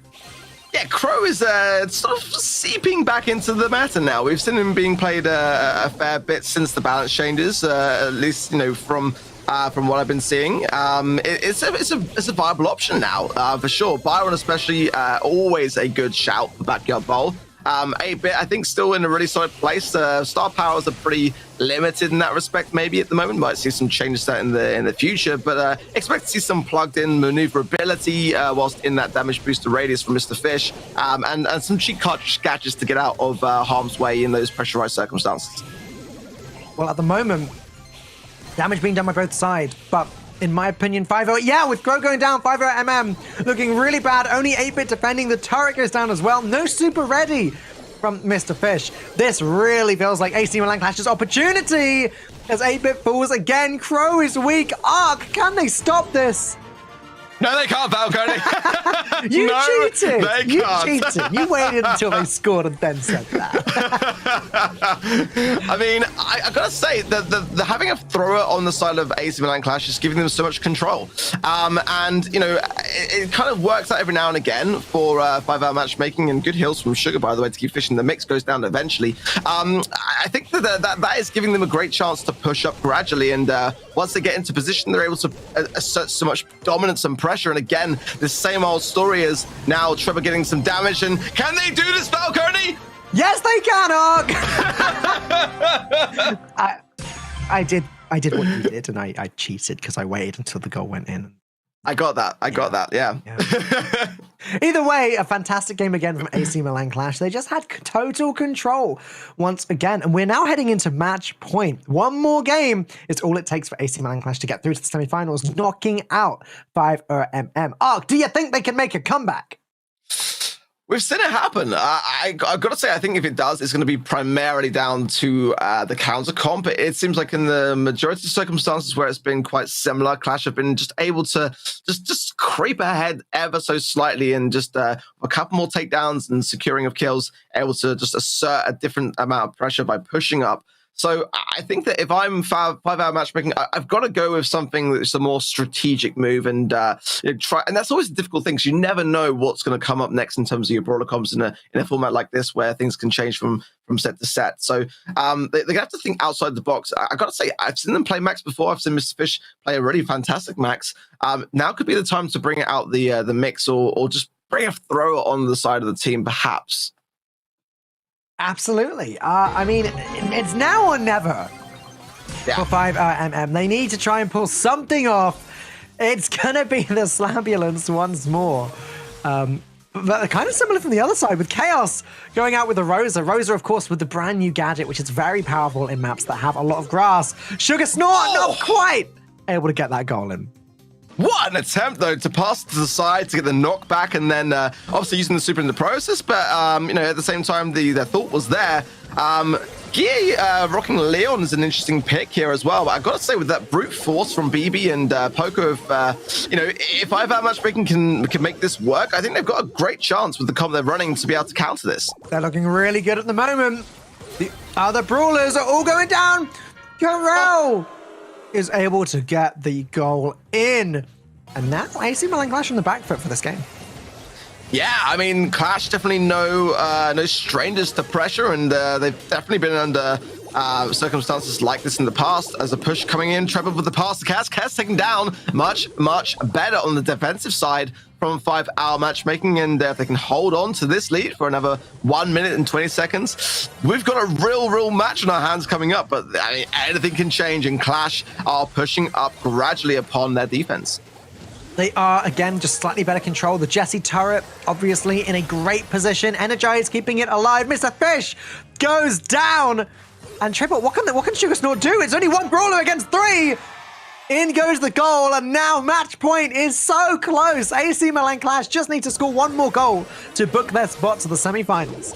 Yeah, and it's not Leon, it's definitely Sandy from Gia. That's my bad. That skin always throws me off, legit. But you can see just there the power of those sand winds, and just like, having invisibility is such a key mechanic here as Chaos is advancing. Fish surely can't do anything about this. To pass to Gia, but too low on the health. Surprised the Clash didn't go towards the right-hand side and finish that off right there and then. That could have been all over. As a result, a second chance to breathe and a chance to reset for 5-hour matchmaking. It was certainly very close. That was so almost a goal. But now Chaos runs in, super at the ready. The Roses are going to be battling it out with their full shield up. Corel having to run away, but pops yet another super. What is happening here? Rosa supers everywhere. Chaos does go down. Sandy super going to cover that vital area next to the enemy goal. Yeah, I mean, at the moment, though, it's pretty good for 5-hour matchmaking, with Mr. Fish giving a couple of heals to Corral there. No! Chaos, no! The gap was found! Clash didn't hesitate, and we say goodbye then to 5-hour matchmaking. Yeah, what a match, guys. Honestly, I was not expecting such a high level of play from the Dutch team. Even though they lost, I feel like they put in quite a fight. They were playing against monthly finalist winners from March. So, yeah, obviously Clash, really strong. Falcone, what did you think of this match? I was thoroughly entertained. 5-hour MM definitely put up a fight. Again, the Slambulance combo, it worked once. It wasn't going to work again, however. But even that last game, they put up a fight. They did get the first goal in. They just weren't, at the end of the day, they weren't quite a match for AC Milan Clash. Yeah, there's a lot of talent in that Clash roster, obviously. Ark, do you think those guys are the favorites or have a big shot at being the champions at the end of this day? Yeah, I mean, they're for sure a front runner. I mean, they've got to be, if not the favorites here, definitely up there in the finals in my eyes. I think they've got the experience, they've got the ability to be cool under pressure. I wouldn't be surprised if they're able to continue this on and be one of the teams in our grand final. Potentially. All right. Well, why don't you guys run us through the bracket after this third match? Yeah, let's do it. All right. Thank you, Teddy. Well, there you have it. Our third semi-finalist, AC Milan Clash, having conquered 5-MM. We only have one quarterfinal left, Ark. It's going to be Sampi versus Reply Totem. And I know that you're excited to see Reply Totem. I mean, if it continues on, I think the semi-finals could be very explosive. But at the same time, they've got to get through the quarterfinals, and Sampai could be a real force to be reckoned with, depending upon what sort of strategy they're bringing in today and their game head being on. I think that this could be a close game to watch coming up next. We're certainly learning a lot about some of these lesser known but national teams. Again, one team per each country was able to qualify. So it's not just a battle of the teams, it's a battle of the countries, in which our great nation, well, it wasn't so great. It wasn't so great, was it? But nevertheless, at the same time, everyone's had a great day, and that's the thing. I mean, obviously, everyone wants to get the training from the PSG team, from the esports side of things. That goes a long way. Teams will benefit so greatly from having something like that. But at the same time, they're going to have to fight for it. Well, guys, the next match coming up is going to be Sampi versus Reply Totem. And Teddy, we've heard Ark's thoughts a lot, but what do you think about this next match? I think it's going to be quite an interesting one because you have a team of Reply Totem that has been quite consistently doing well across the board and competitive. They're not quite, making it to monthly finals just yet, but they've been finding their way up there. And then Senpai, I would say overall a bit more unknown. I personally have quite a bit of experience like watching them play, but they're not quite at that international level that you can see in Totem. All right, well, you guys, the next match, the final quarterfinals, isn't that far away. We also briefly touched on the bans earlier. It's Byron and Stu, but I'm going to leave you two to discuss the rest. Good luck, have fun, and I hope this match is amazing. Thank you very much, Falcone. Well, at the moment, it's all still to play for. Every chance possible for Senpai and Reply Totem. We're going to be waiting for them to get into their match at the moment. Bit of a wait potential in the cards for that. But in the meantime, let's talk through the bans, Teddy, and kind of like, how things have been going today. What kind of teams you think might be making it through to the semifinals, the final. Give us your insight. Yeah, so the bans for this game, for this match, rather, I cannot find them anymore. Can you maybe refresh my memory? Yeah, sure. Stu and Byron are the bans for Platinum and Senpai, yeah. Okay, fair enough. I mean, I feel like that's been kind of the most consistent ban so far today. Stu, 100% ban rate. I feel like that's kind of to be expected with how strong he is right now and our little experience the teams have like facing him. But yeah, I think Falcone, we're gonna be saying goodbye to you for this match, like the previous matches, right? And we'll see you for the next one. Have fun.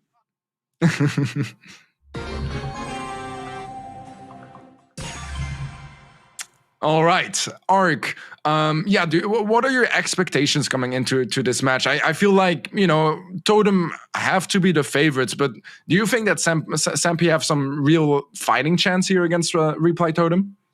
They're going to have to really fight hard. I mean, simply because at the moment, the Reply Totem have been so consistent in their practicing in their, their back side scrims and just kind of they're putting in a lot of work. And I'll be honest, a lot of the players on the Senpai side of things lesser known to me, but I know that Reply Totem has been doing some really, really good stuff at the moment on the competitive circuit. It is such a thing as well with a more regionalized competition where certain teams are regionalized in their very nature.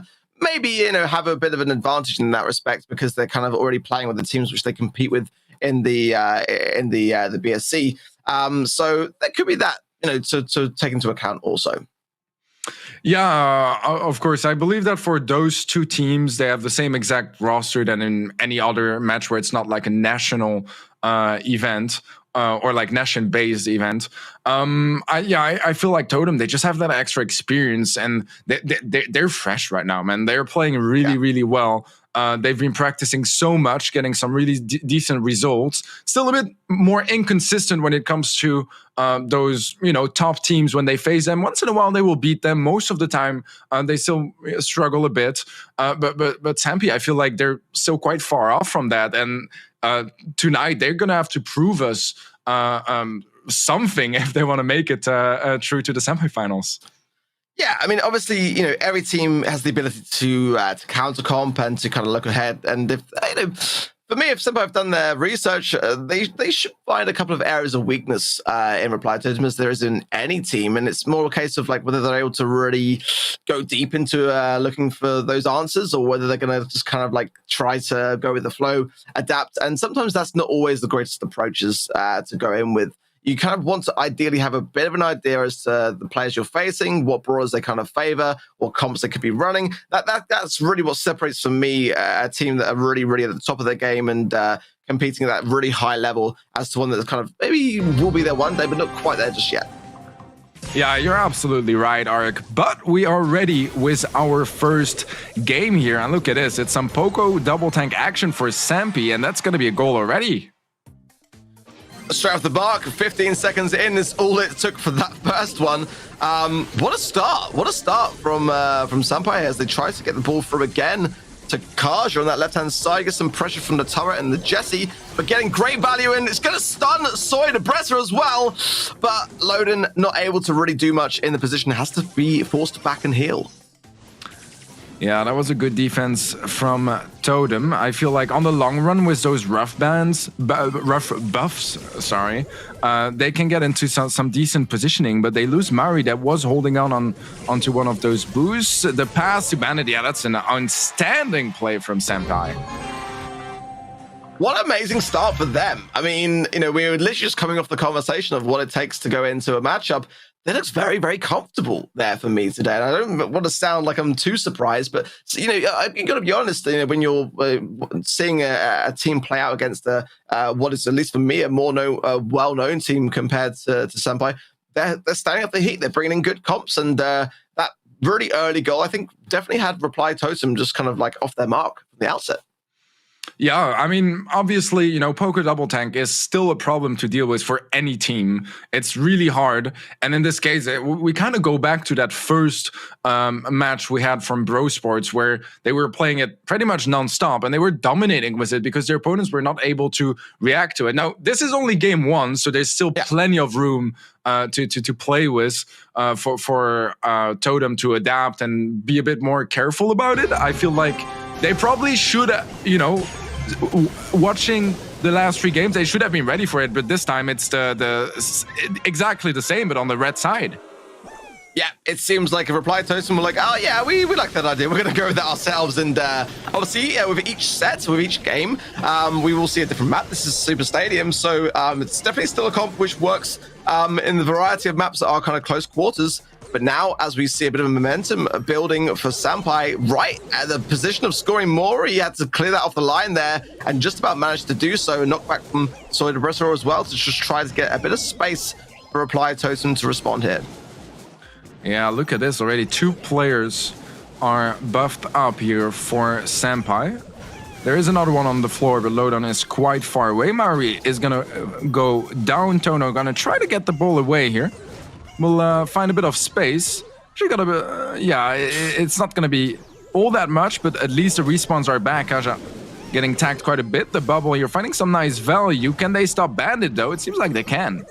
Great save of the line for me from Mori there, just to make sure that didn't go in, and not really much that Tono could really do there. So now he's in a great spot though, and will break cover here, but didn't connect with Bandit in a really moment that could have turned things around massively there for Totem, and now it's down to Mori to defend this. Yeah, that's always a scary thing when you're playing Poker Double Tank and you have a Frank and it goes to some longer games like this. It can get a bit dangerous because the Frank super obviously destroys the map, which is probably going to be favoring your opponent. So it's a bit of a question of, do I actually want to use it? And when you do, you absolutely need to make sure you get a connection.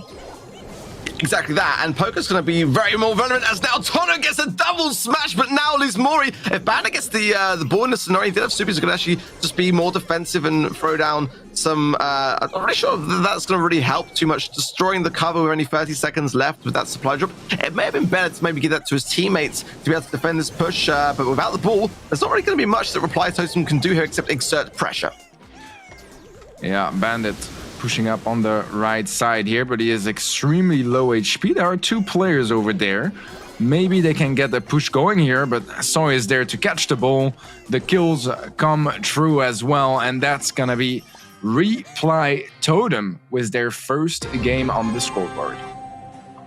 Now it's going to be heating up massively. I do like that this is actually quite a close matchup that we've seen so far, and both teams are not definitely shying away from changing brawler comps. They're adapting along the way. I do love to see that. I think that provides a lot more unpredictability into the mix, and it certainly gives us more to talk about as casters as well, because it keeps us on our toes. It keeps us thinking about what they might do next, and I really like where this is going. I think this could be a close one. Yeah, I absolutely agree. And I think that in this game, looking back, it's kind of funny how in the beginning it was Senpai that introduced like that broad Poco double tank on the table. And in the second game, they were the ones that were not ready to counter it. So yeah, a bit of a back and forth here. Yeah, I'm looking forward for some more. I feel like those 2 teams can bring in some pretty interesting comps on the table. Yeah, and we are seeing an opportunity to use a lot of strong brawlers. So you saw Amber there as well, and Colonel Ruffs, and there's a lot of options still on the cards. I did like the fact that by running the star power for Colonel Ruffs of S superiority, just to make sure that they can really open up the map. Here we're going to see double Frank this time round, and a quick early goal for Sampai off the mark. They were the ones that used it better. It's a mirror matchup, so at the moment it's Reply Totem who've got to respond here. And Kaja pushing up. He has a super, but he's going to fall to Tono. And that's going to be a successful defense this time for the Italian roster. Tono pushing up with the ball. Might be looking for a stun of his own. Is able to gadget his way out of there. This is looking really good for Reply Totem. They get the team wipe. Only Bandit left alive. But he only has one knockback and it's used. Yeah, great use of gadget from Tono there. Double stun, but actually the return gadget from Kaja gets taken down regardless. Soyna Breza walks it in. Nicely done from Reply Totem. Yeah, we got a close game here, Ark, as Senpai are the ones pushing up now with the ball. How do they even stop Kaja there? They don't. Able to get the job done. It does seem like today we're seeing a lot of tanky comps in Brawl, just being able to overthrow the opposition and just assert pressure with just sheer HP and healing. No real counters to that. A lot of the time we are seeing this mirror matchup occurring, but it's still for me. It seems like Reply Totem might be off their game a little bit today, potentially. Yeah, they've been struggling a bit. I wouldn't say they're like an extremely strong team in Brawl particularly, whereas, some teams are just really good at this game mode or on this map. I feel like they're a pretty versatile team, and so far in Brawl, they've not been shining quite as much as you usually see.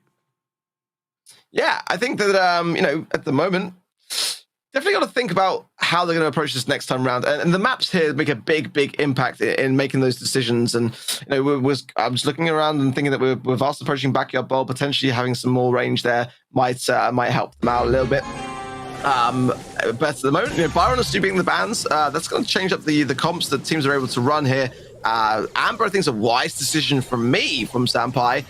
Max is a wise pick as well from Reply Totem to try to avoid a lot of shots and get away quickly, as already we're starting to see a bit of fight for the mid, and it seems that for me, Reply Totem in a better spot here. Yeah, so far so good for Reply Totem. That's going to be a quick early goal.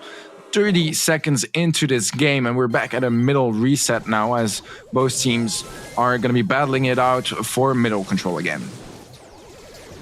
Great response from them. Again, there's only one game or set that separate these two teams, so every chance here for Reply Totem, especially with one goal on the cards here, to level this one out. And I've got to say, this is looking very positive for me from Reply Totem, but a nice little defensive maneuvering there from Senpai will give them a bit of a space to breathe. They've got to reclue, and Loden can sense that with a pin that just pretty much says it all.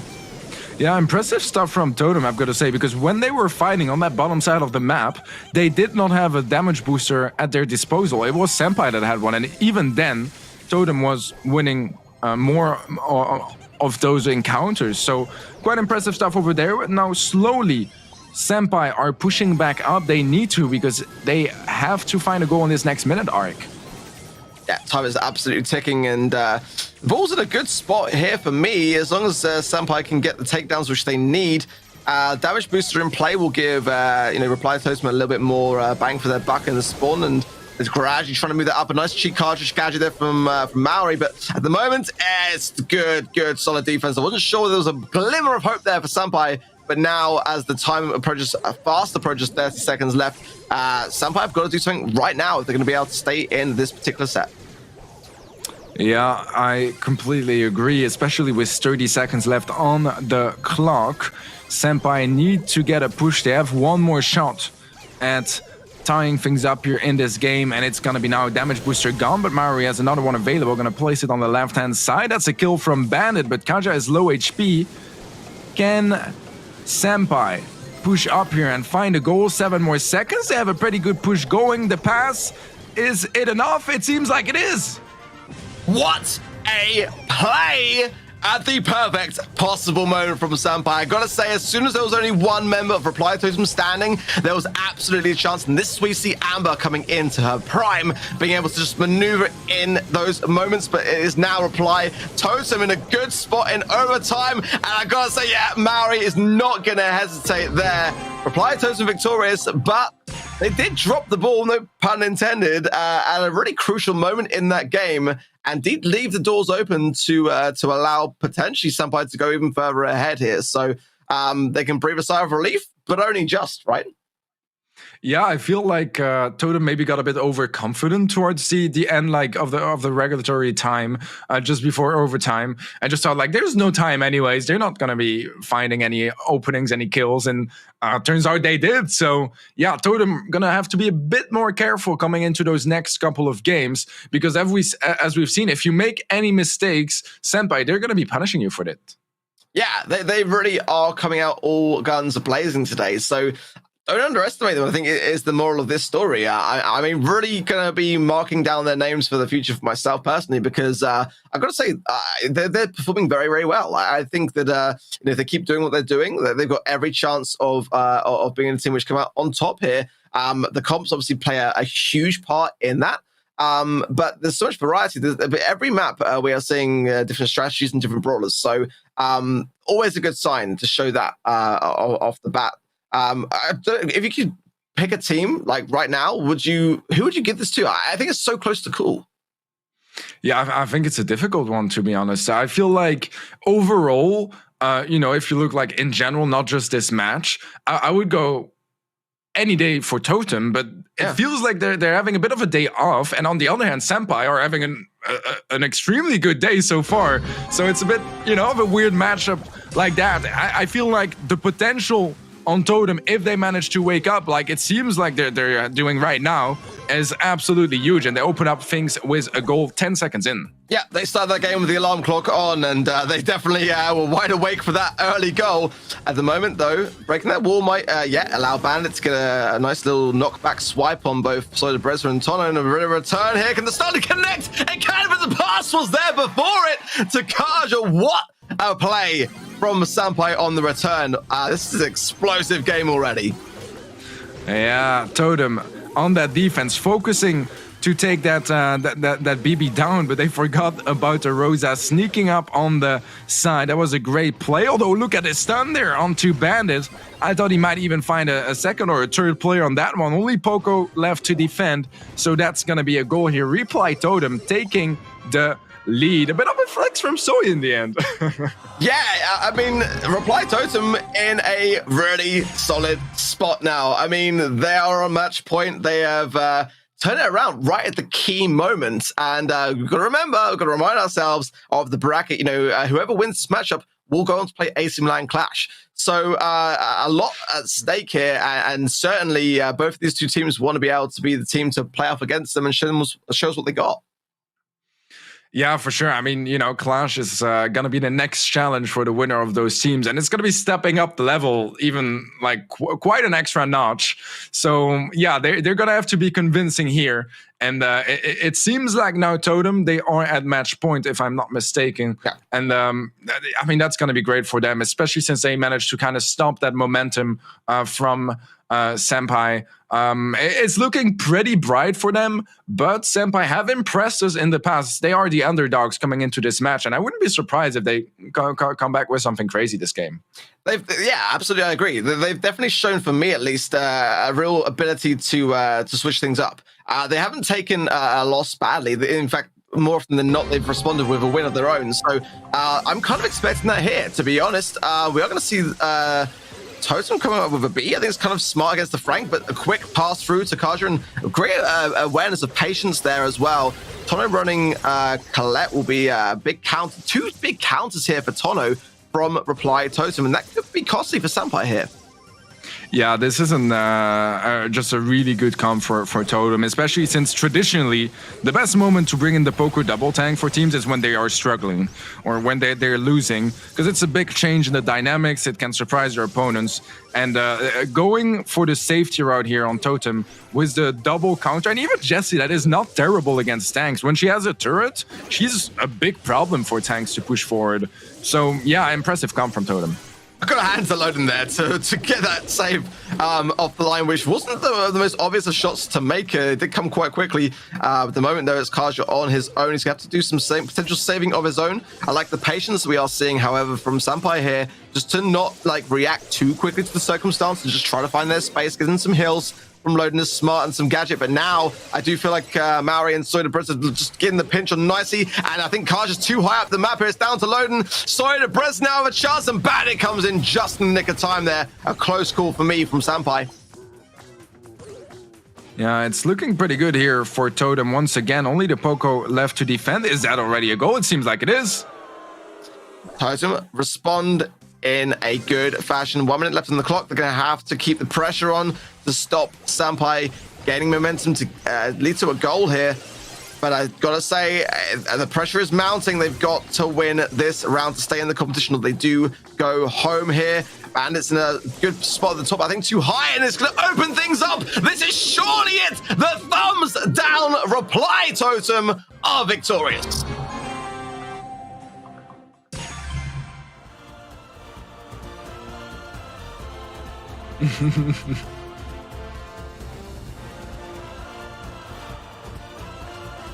That was bound to happen at some point. That's the best thing about work from home, isn't it, guys? It's going to be me, the clown, today. But what an explosive finish.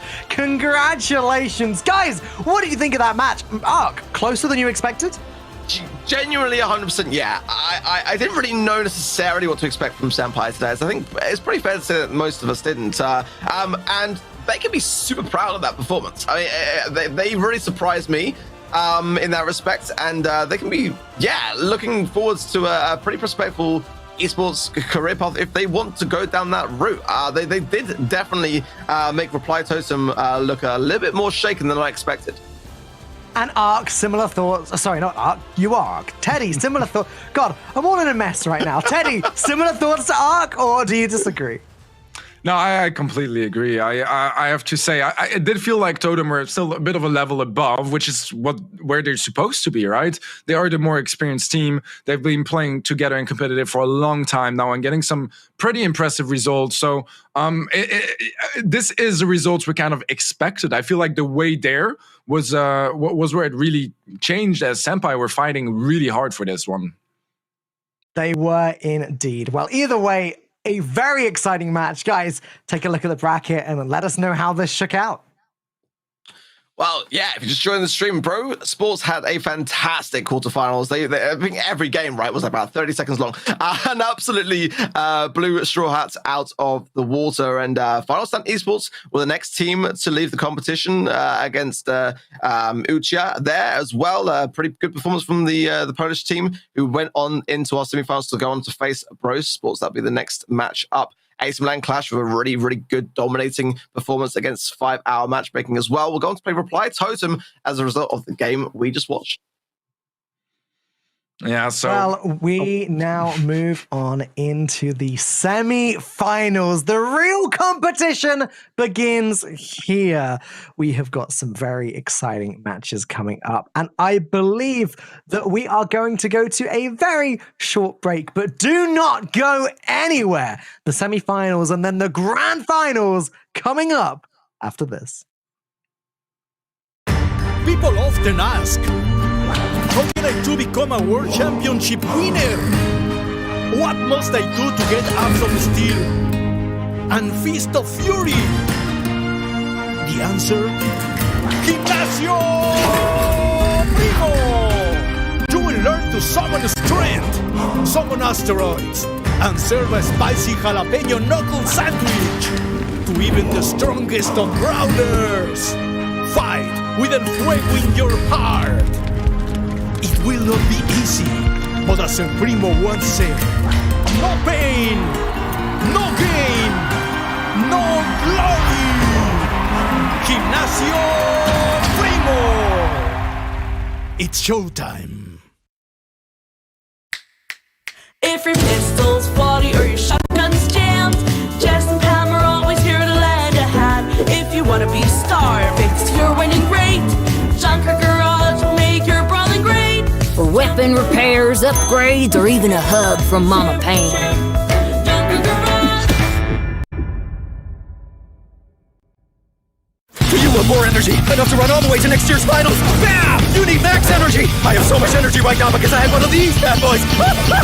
You'll run as fast as Max. Push! Did you see her? No! She's too fast for you! Hear those drums? Those aren't drums! That's my heartbeat! I'm just enjoying the effects of max energy so much! So get up with your butt right now and try max energy! It'll help you charge your way to the finals! For more information, talk to your nearest surge vendor right this second! Go, go, go! Max energy contains as much energy as getting hit by 12 lightning bolts simultaneously. That's why it's called Max Energy. Consume responsibly.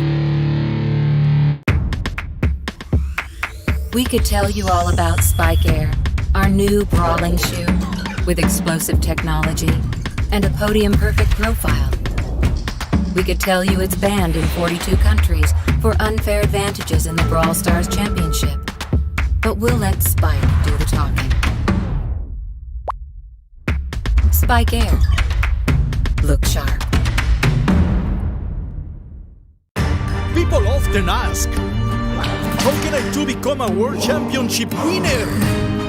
What must I do to get abs of steel and fist of fury? The answer? Gimnasio Primo! You will learn to summon strength, summon asteroids, and serve a spicy jalapeno knuckle sandwich to even the strongest of brawlers. Fight with el fuego in your heart. It will not be easy, but as El Primo once said, no pain, no gain, no glory. Gimnasio Primo. It's showtime. If your pistol's faulty or your shotgun's jammed, Jess and Pam are always here to lend a hand. If you want to be star fixed your winning rate, Junker Garage will make your brawling great. For weapon repairs, upgrades, or even a hug from Mama Pam. Junker Garage. Do you want more energy? Enough to run all the way to next year's finals? Bam! You need max energy! I have so much energy right now because I had one of these bad boys. You'll run as fast as Max. Push! Did you see her? No! She's too fast for you! Hear those drums? Those aren't drums! That's my heartbeat! I'm just enjoying the effects of max energy so much! So get up with your butt right now and try max energy! It'll help you charge your way to the finals! For more information, talk to your nearest surge vendor right this second! Go, go, go! Max energy contains as much energy as getting hit by 12 lightning bolts simultaneously. That's why it's called Max Energy. Consume responsibly. We could tell you all about Spike Air, our new brawling shoe with explosive technology and a podium-perfect profile. We could tell you it's banned in 42 countries for unfair advantages in the Brawl Stars Championship. But we'll let Spike do the talking. Spike Air. Look sharp. People often ask, how can I do become a World Championship winner? What must I do to get abs of steel and fist of fury? The answer? Gimnasio Primo! You will learn to summon strength, summon asteroids, and serve a spicy jalapeno knuckle sandwich to even the strongest of brawlers. Fight with el fuego in your heart. It will not be easy, but as El Primo once said, no pain, no gain, no glory. Gimnasio Primo. It's showtime. If your pistol's faulty or your shotgun's jammed, Jess and Pam are always here to lend a hand. If you want to be star. Welcome back, everybody. If you're just joining the stream, where have you been? You missed so much. But it has been a non-stop, just continuous action here today for the Psg Cup. We are fast approaching now the semi-finals. The first matchup is going to be Brawl versus Uchiha. Talk us through some of the games that you've seen today, Falcone. Anyone that stood out to you as being particularly fun to watch? Well, I'll tell you what, Ark, that first game that you two cast was particularly fun to watch, but for a very different reason to what I would usually say a game is fun to watch. But on that note, I'm particularly excited for this first semi-final game coming up, Brosport versus Uchiha Clan, because I want to see if Brosport tear Uchiha Clan apart in the same way that they took their last opponents down, or if this one is going to be much more evenly matched. Yeah, tell you, what are your thoughts with that? Because we saw Brosport be so dominant in the quarterfinals. They just kind of had 30-second matches. It was over before it began. Whereas we saw, Uchiha put up a big fight against Final Stand. So how do you think these two teams are going to react when they come head to head?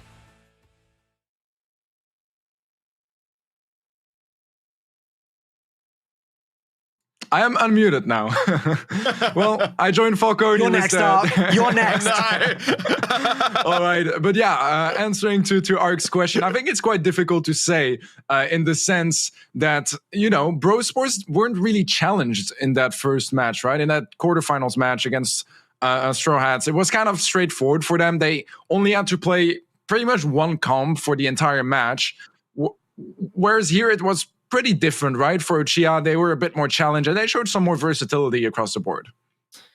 Yeah, I think it's going to be a close one. I'm jealous of you guys. I would love to be in there with you for the casting of this one. I'm going to hand it over to you guys. Take it away, Falcone. Hand it over, Ark, and I will take it gratefully. The bans for this one are going to be Ruffs and Stu.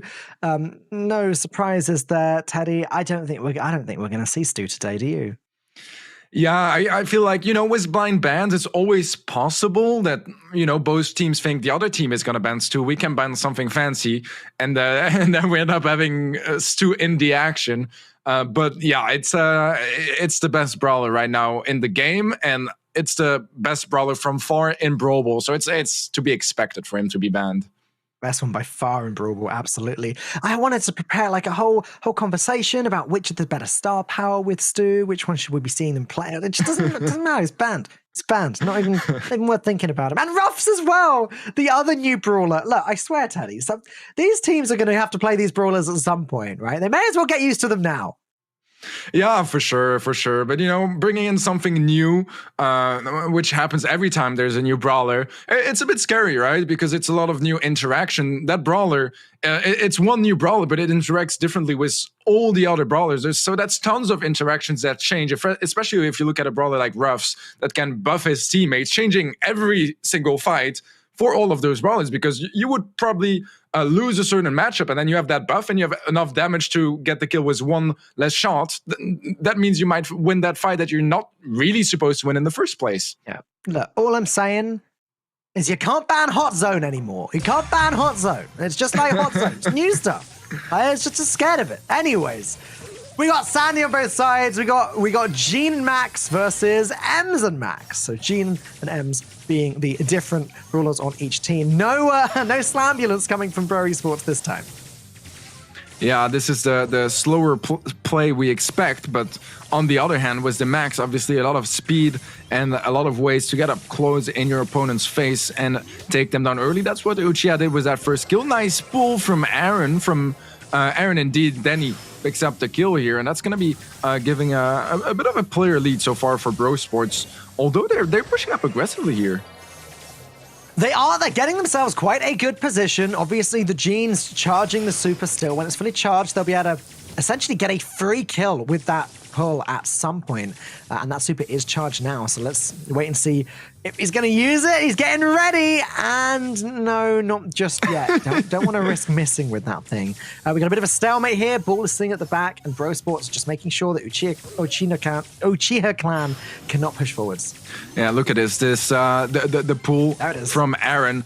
Something you see very often here. Combining that gene pool with the max movement speed to make it a bit easier and more unpredictable and harder to dodge. So, yeah, well played there. It's going to be a kill, but not really that big of an opening just yet here. Bro Sports getting a bit more forward. They're going to go pick up the ball in the back. A pull is available on Aaron once again. We'll see how this defense from Uchiha is going to look like. Well, Uchiha seem to have a slightly more favorable position now that they've managed to push Bro Sports back. But now Bro Sports are falling further and further behind. What is happening? Yeah, okay, they're playing it very passive. Elimination on Sandy. That is huge for Bro Sports. The Sandy super going up, but no, what's happening? Bro Sports go down. Teddy, is this a goal? Yup, it is a goal. We always love to ask if it's a goal at the moment the goal comes in, don't we? It's a rhetorical question, you know? Yeah, that's how it is here. We have a strong defense here with that nice super coming in from Meow to slow things down. That's going to be end of the push, end of the game, as we almost saw another goal from Uchiha, but obviously not required since they won that, since they got that first goal anyway. So strong start from Uchiha. Uchiha looking fantastic at the moment, it has to be said. A fantastic start for them. Is this going to be how the rest of the match goes down? This was more of a fight than anything we saw in the very first match of the day, but Bro Sports definitely starting on the back foot. They're going to need to do something to pick this up. Yeah, I mean, for me, Uchiha are a bit of a favorite here coming into this match, just because of their overall performance, you know, in other events and in the Brawl Stars Championship, where I feel like they're a bit of the better team here. But even then, it's a pretty even match anyway. So the gap is not that big. If Bro Sports can, you know, come back a bit and get some more momentum going their way, I have no doubt that they can make something out of this match. I hope so. I want to see this be as close as possible. We want to see these teams having the chance to give it their absolute all. It felt like Bro Sports' first opponents didn't really have a chance to give their absolute all because they got dominated from the beginning. But I want to see the very best of both of these teams moving forwards, and I'm sure that's what we are going to get soon. Game 2 going to start very soon. A little reminder that the bans are Ruffs and Stu for this game.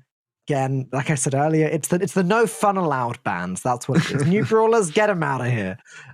But that's what pro play becomes a lot of the time, because partly because a lot of the time new brawlers are very powerful at first, but also partly because a lot of the time the mechanics are quite new and players don't really know how to deal with them just yet. Exactly. If you're not really comfortable with a specific brawler, you want to make sure that your opponents, you don't know, maybe they are, and you don't want to take the risk of them playing them. So it makes a lot of sense in the end, especially with the uncertainty of those new brawlers. As we get into this game here so far, a bit of a push on the left side there from Aaron, getting some nice stacks down, but he's going to get pushed aggressively by NG. That's 150 HP left on the man. Yeah, and that super from the Byron is just about going to get the finishing. Sorry, the Barley is just about to get the finishing blow in. The Porter turret spawner goes down, so Uchiha Clan not quite getting that strong lead that they had in the last game, but they are finding a good position for this ball to be in here. Yeah, Nick took a lot of HP, managed to pump that gadget, but still going to be healing up for now, and that's giving a lot of space there as Meow takes down Aaron, and Rama is looking to take down that scrappy turret, but he's not going to be successful at that. All right, again, a bit of a stalemate here, except Bro Sports' backs are against the walls. Uchiha Clan starting to show that little bit of consistency where they do have control more often than not. Denny gonna keep that turret alive with the energized star power. Gonna slow down the Jesse on the other side with the gadget, but it's not looking like it's good enough. As Denny is so weak, Nick goes down. This could be Uchiha Clan's opportunity. Yeah, they've been finding those skills quite consistently in this game. They've been struggling a bit more at converting those individual picks into real openings, into real goals, because that's a tangible way of measuring the scores here. The kills are nice to get some more control, get some opportunities, but in the end, you need to score. And Uchiha, they're getting closer and closer to it. The pass there, Aaron is going to fold Danny as well. This is looking like a goal. It is looking like a goal, and you can't stop Mr. P with that much notice. Mr. P goes down. Uchiha Clan still looking very good. They've got 15 seconds left on the clock, and all they have to do is defend. I don't know how Bro Sports can score this, Teddy. Yeah, it's looking complicated. They are in a good position. The problem is going to be getting past that Ems. They're being really problematic this game. Takes down Aaron, and there's not even enough HP to do anything for Bro Sports here. Ems seems to have returned to being in a very healthy position in Brawl Esports. I remember when I first started my journey with Brawl Esports last year at the start, Ems was absurdly powerful, and Ems seemed to have gotten a little bit weaker later on, but now Ems, it feels like she's back. She's in a really good place in the meta right now, right? Yeah, she's as you said, a very healthy brawler in the sense that it's not broken.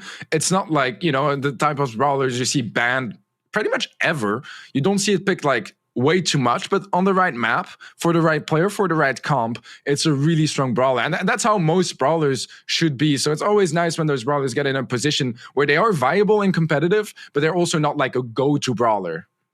I think she's particularly good against spawners like Mr. P, though. That's one of the things, right? Because obviously her attack goes through everything. It doesn't stop when it hits the porta turret. So, you can deal with those nice and efficiently, deal with Ruff's barriers nice and efficiently, all of that good stuff. So Ems certainly has her advantages. But speaking of advantages, Bro Sports do not have that at the moment. They have got some work to do if they want to get their way to the finals. Do you think they can come back? I mean, I've seen some good stuff from Bro Sports in the past. I think the first match we saw from them today wasn't really representative of what they can show us because it was just 30 seconds games. Here, they're getting challenged a lot more, and they're so far not really successful at responding to the challenges that Uchiha are throwing at them. I think they have what it takes to come back, or at least to start winning some games here and there. The problem is they're slowly running out of time. 2 more, and it's already done for this match. They need to start being a bit more careful here. Yes, they are getting in a scary position, but anything can happen in Brawl Stars. The ultimate comeback is possible. And I'm here for it. They've not been losing like by a huge margin. There have been games that have been getting pretty close to overtime. So, and I don't believe there's been any games with 2 goals scored. That's where you know that you're in trouble. If you're losing every game to the opponent scoring on you twice. It's only been 1 goal each game. So I'd say that Bro Sports still have a good chance to come back. But I'm interested in seeing how these compositions change, what's going to happen moving forwards, if the meta changes throughout the day. There's still a lot to play for. Do you think we might see the Slambulance composition come out again soon that was serving Bro Sports so well earlier? Well, we'll see about that. Not just yet. I feel like it's always a possibility. And if they lose this game, it might as well just be their final option here. So far, we have a kill on each side. Rama is low HP, which is going to give a bit of a better positioning early on now for Bro Sports to take some more middle control, while Aaron and NG come back to the fight. All right, Aaron goes down, but then so does Ems on the other side. So it's 2v2. And just again, we see a display of how obnoxious those porta turrets are as Nyx attacks with a max are just being eaten up by the turret. But here we go. Another push from Uchiha Clan coming out. Ems taking some damage and just trying to dodge the max on the left there. Ems pushing forward and Max dodges it again. Bro Sports, they're not taking too much damage, but they're getting pushed back, and I take it back. Aaron gets eliminated, and this is just a goal, isn't it? No, it's not. Nick gadgets in and defends it. Yeah, good save from Nick and from Bro Sports overall. Can they find some kind of an opening to get out of this tricky situation? They'll have to be careful, because when you're fighting close to your goal, if you lose a brawler, it's very dangerous, right? You're going to be making some good openings. And here we go. That's going to be Aaron falling to Rama. Look at his. They're stuck in their goal. Nick once again able to catch the ball, but they fall this time. And Uchiha Clan was the lead once more.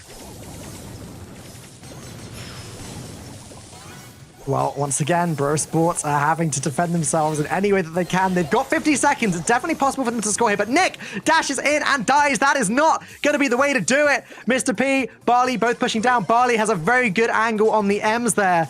M's just trying to duke these shots, stay alive, but honestly, Bro Sports are not where they need to be. They need to score, but they're sitting by their goal.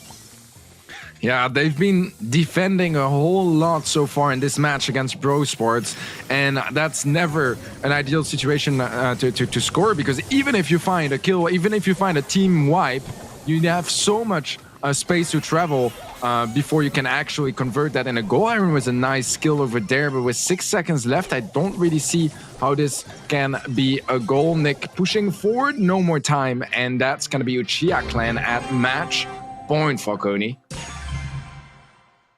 Well, Teddy, this is the last thing I expected. After seeing Bro Sports dominate in the first match of the day, I actually had a feeling that maybe they were a tier above the other players playing in the quarterfinals, but it looks like I'm mistaken. They've got some work to do. Can we see a reverse sweep? It's possible, but I don't know that it's particularly likely. Yeah, I mean, it's always possible, right? The problem here is I feel like Bro Sports haven't really shown us much to work with, right?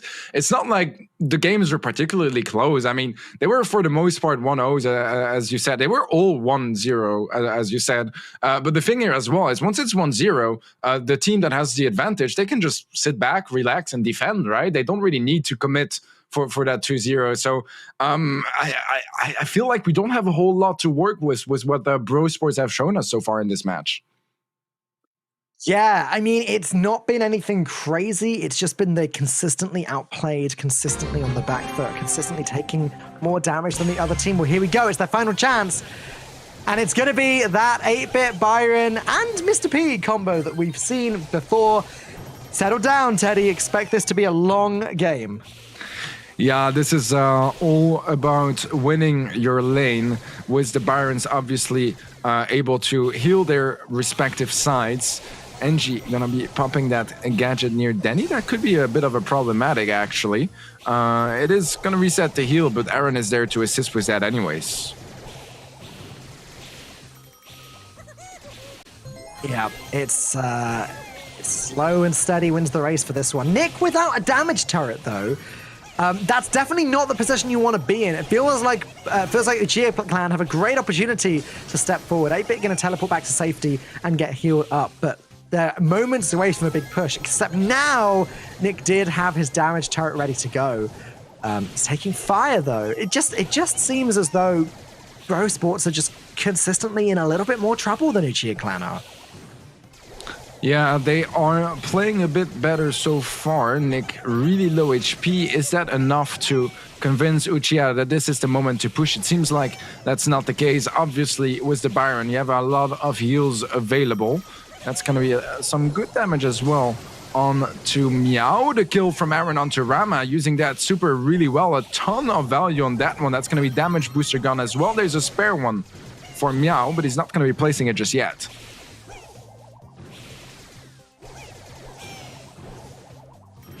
Well, now it is actually Bro Sports with that slightly better map position. Although, as I say that, the Uchiha Clan are going to creep down once more. Mr. P is going to dismantle Nick's damage turret. In fact, both damage turrets go down. However, Nick's damage turret is able to go back up again.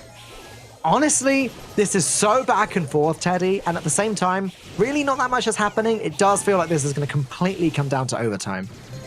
Yeah, I couldn't agree more. Overtime is going to be a nice opportunity to open things up. Less walls means less places to hide your damage boosters, notably, and less cover, so the fights get punished a bit more, especially as both 8-bits have used plenty of TP gadgets already. Nick, and we're popping one more over there. 3 seconds until overtime, and now the map is opening up.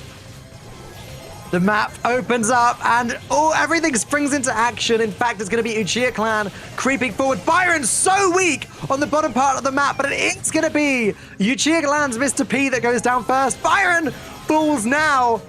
8-bits are at war against each other, except one is plugged in and the other is not. Uchiha Clan seem to have the full advantage here. The pass forward to 8-bit, the pass across to Mr. P. Is that going to go in? No! Saved by the Byron.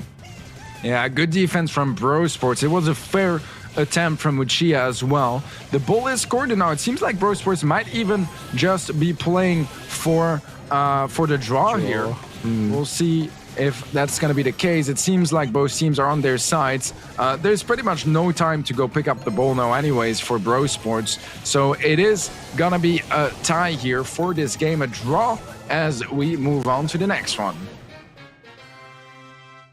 It is indeed. Now, I'm still a little bit unclear on what the rulings are here. Earlier on, when a draw happened, we still moved on to the next match. Obviously, we know that brawlers can be switched, star powers can be switched, and all of that good stuff. I'm going to assume that we will be moving on to the next map and not sticking on the same one, but confirmation for that coming soon. But either way, a draw on match point. Brawl Sports doing whatever they can to stay in this tournament. Yeah, I mean, for them in this position, they were, quite consistently losing those fights. Even if it wasn't enough to give a goal to Uchiha, I feel like it was kind of a matter of time. So, yeah, it only makes sense that they play for the draw, play it safe. Because if they were to overextend, lose a couple of players and end up losing that game, that would be end of the match, end of the journey for them. Yeah, absolutely. So they're just doing whatever they can to stay in and maybe muster that energy or muster a better composition somehow in order to start to make a comeback. Things are not over for Brawl Sports, but they are literally hanging by their final thread. But it's still winnable. The match isn't over yet. This is your first semi-finals here for the PSG Club playoffs. We're almost approaching the finals for this amazing Brawl Ball only event. And Teddy, how have you been finding it so far? I mean, Brawl Ball is always a ton of fun, It's probably the flashiest game mode between trick shots and amazing clutches. Anything is possible. As we move on to sneaky fields here, once again, match point for Uchiha Clan. They have a lot more match points in the bags, actually. 4 more match points for them if Brawl Sports were even to go for a comeback here. So they're in a comfortable situation, man. And there we go. We have moved on to Sneaky Fields, and we are going to have the Rosamax M's up against the Jesse Mr. PM. So very different compositions. Let's see if things work out this time for Brawl Sports. It is going to be Uchiha Clan with slightly better control of the mid, though, with Jessie doing what she can to stay placed. She hasn't got her turret up yet, but she's definitely starting to charge it. Yeah, Danny falls. That's going to be a bit of an opening. Look at Rama going for some more aggressive map control. Aaron pushed back by Meow. But Danny is trying to retrieve the right side. It seems like middle control is now fully in favor of Uchiha Clan. Can they move further up as they take down Nick? That's going to be great. Aaron goes down next. Danny is going to be falling last, and this is not quite a goal, but it's not far from it. It's very, very close, and still members of Brawl Sports are falling bit by bit.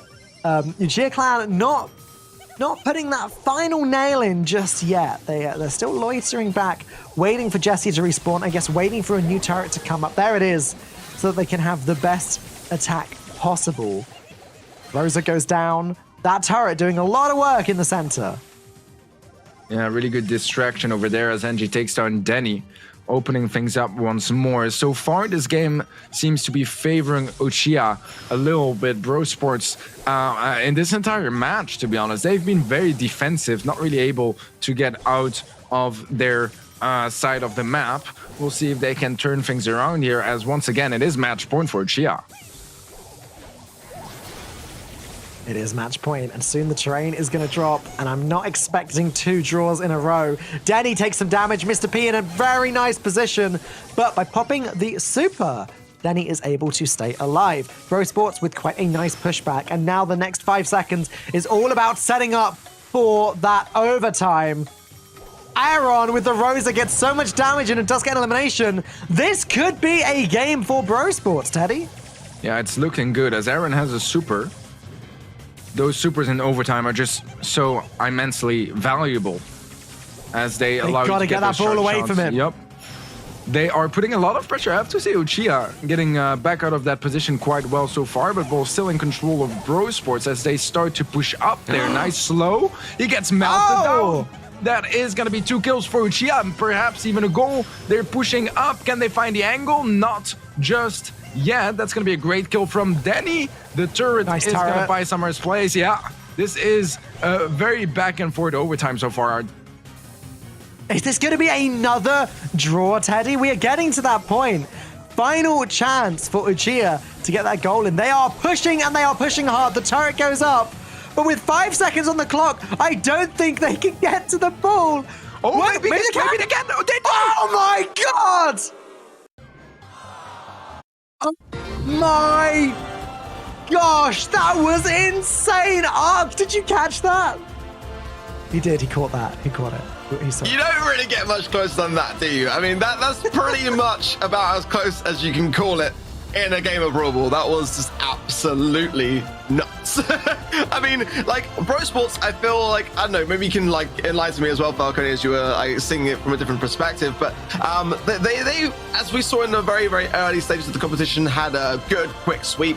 And then it looked like the reverse was happening in this instance. So talk us through what happened there and where it started to turn. They held it really nicely, but just not quite enough at the end of the day. They just weren't able to win the fights consistently enough. They got close a few times, but I think at the end of the day, they were just being out-damaged. They were being out-eliminated. It didn't feel so much like it was about control. It just felt as though they were able to get the kills and the other team weren't. Yeah, that's kind of similar to how I saw it too. And Teddy, like, talk us through, like, whether you saw anything in terms of the comps that gave them any kind of upper hand. Were they, were actually just more aggressive or just more consistent? What was the kind of like underlying things which they did that led to their victory? I honestly feel like the comps were kind of on par on both sides. It kind of just came down to individual skill and teamwork that just went much smoother for Uchiha here. Just to put it in perspective, it was the second most dominant match today, and it was against Bro Sports that had the most dominant match today. So honestly, props to Uchiha, man. I mean, nothing to say about it more than the Polish community have a immensely passionate fan following. So I think that a lot of them will be absolutely cheering them on in the grand final. We're going to go to the bracket real quick, Falcone. Talk us through that and just if anyone's just joining the stream today, kind of what they may have missed.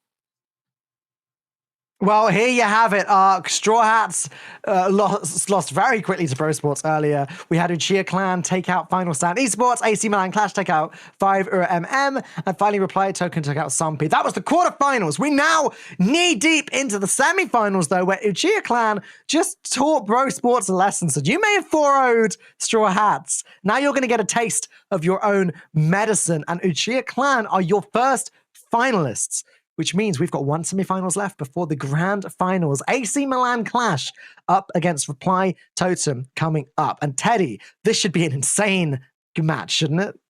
Yeah, I'm so sad that I haven't been able to cast any Clash action so far, as that's going to be you guys again. But yeah, honestly, this is a fire match, man. If you look at their history, I would say that Totem might be the most consistent team at beating Clash in events. So this can go, honestly, either way. Yeah, absolutely. I cannot wait to see which way it goes. Ark, we're going to be casting this one together. Looking forward to that. Do you have a favorite? I mean, both of these teams have been shown just how powerful they are. Yeah, I think it's going to be a close one. I think the Reply Totem done exceptionally well today for sure. And I think it could be closer than people think. At the same time, Clash definitely wants to assert dominance. So I think there's that to consider. But yeah, I think this could go either way. It's going to come down to a lot of various factors. Both teams have been doing and performing very well. So I think that it's going to come down to whichever team can hold the momentum and remain calm under pressure. All right. Well, as we get into our next game here, Ark, I was wondering something real quick.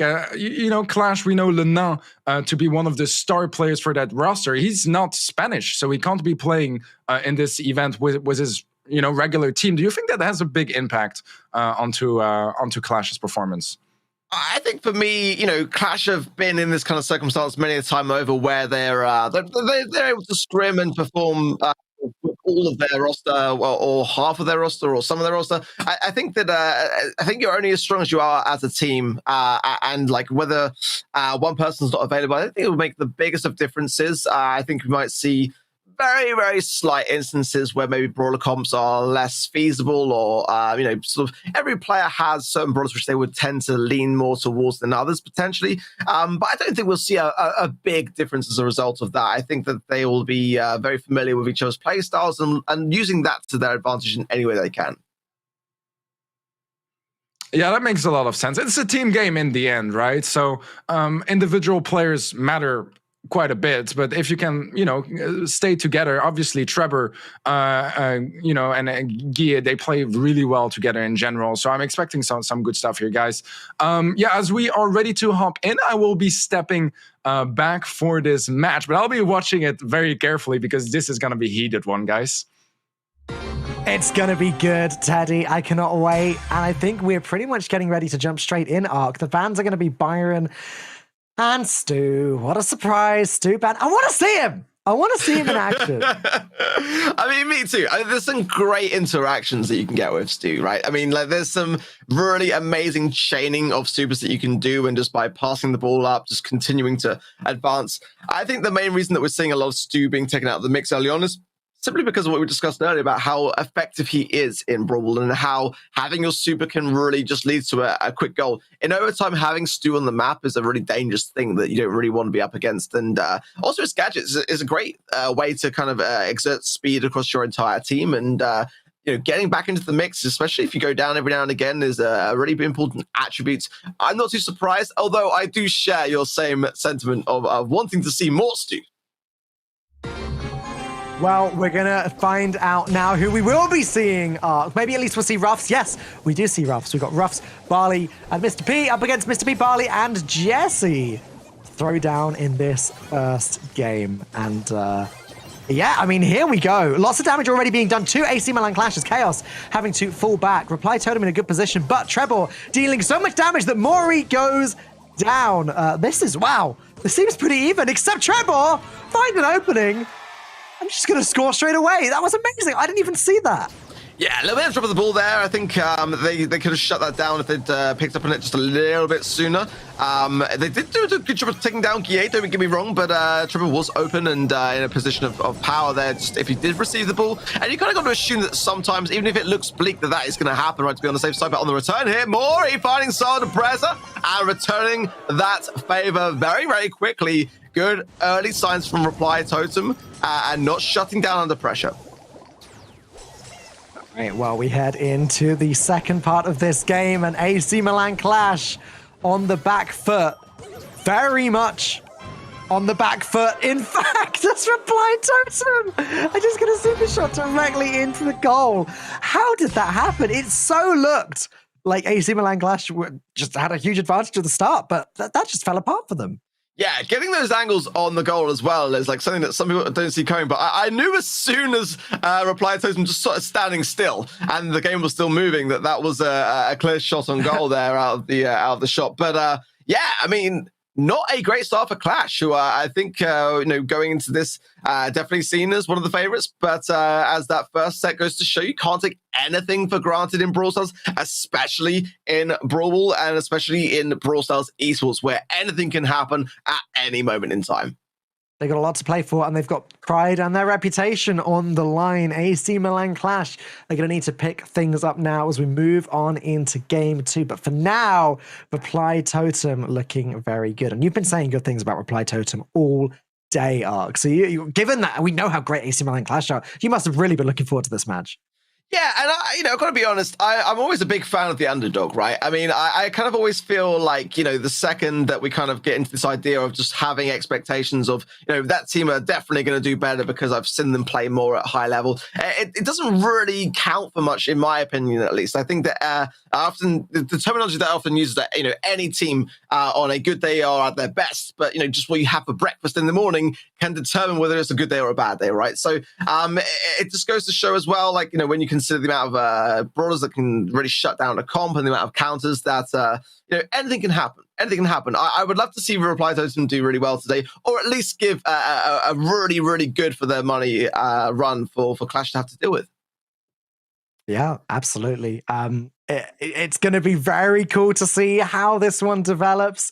I genuinely don't think I could call it at this point. I mean, that first game was very exciting. It did seem a little bit like it was like a sneak attack from Reply Totem, like that last goal in particular sort of came out of nowhere. AC Milan Clash didn't really have much of a chance. So I don't know if that's a good sign of how things are going to come moving forward, but it's time to find out as we see B, Barley, and Nita up against B, Mr. P, and who is the third? Oh, and Barley. Okay. The B's coming out to play this game, Ark. It's kind of like both teams here were expecting the poker double tank, and they went with the B just kind of to be sure that they could have something to use to defend it.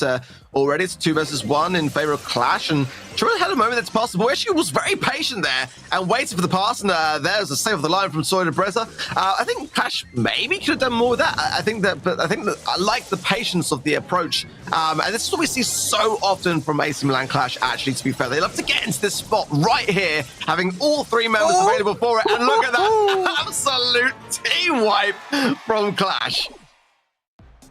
Yikes. You don't like that if you are Reply Totem fans. Oh boy, that's not the position they want to be in. And look at Chaos already pushing directly towards the other team. Is going to have to back off eventually to avoid taking too much damage.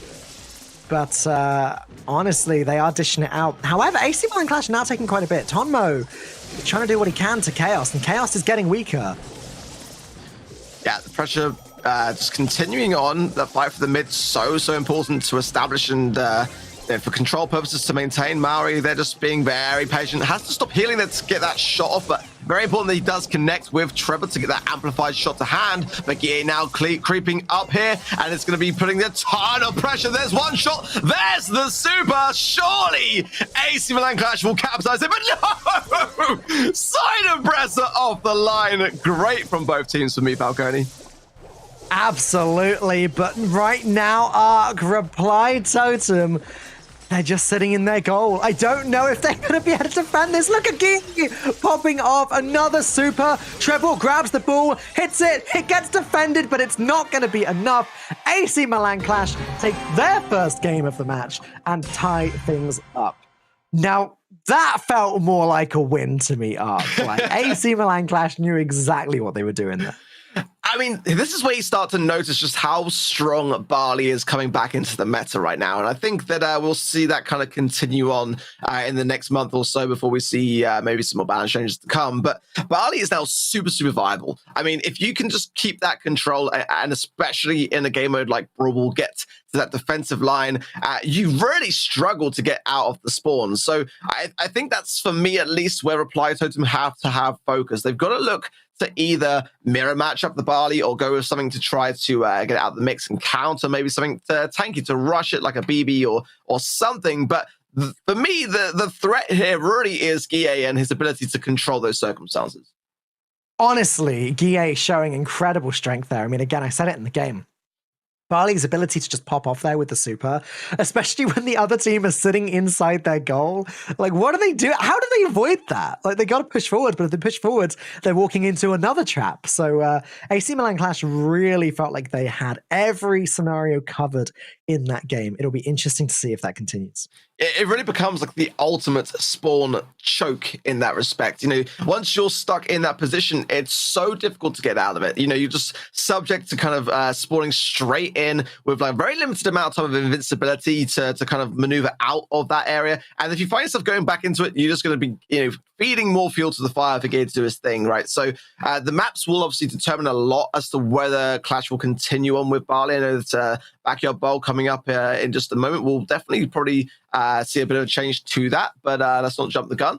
At the same time, I'm curious to see how Reply Totem respond. They've been doing so really well today so far. They have. Credit where it's due. Reply Totem have been very, very strong indeed. We saw this earlier on. We're seeing it again now.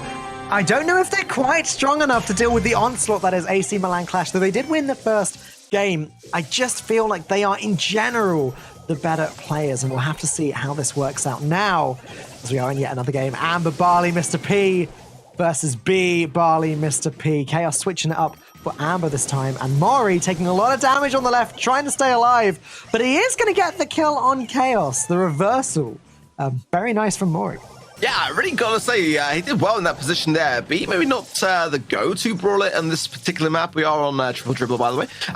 But nevertheless, making it work, and that's what I love to see. And if he can keep iChaos back, I think he has the better brawler for it. But as you see, Chaos on the left-hand side just weaving and dodging and being very patient. Again, a quality which Clash possess and show time and time again. Their patience to be so relaxed under this kind of pressure is what does them so well. And keeping the ball back and just keeping the pressure on, keeping the supers ticking over is where Guille is going to thrive, especially in that mid control. And I do worry as we see them starting to gain control of the mid, forcing back Reply Totem now.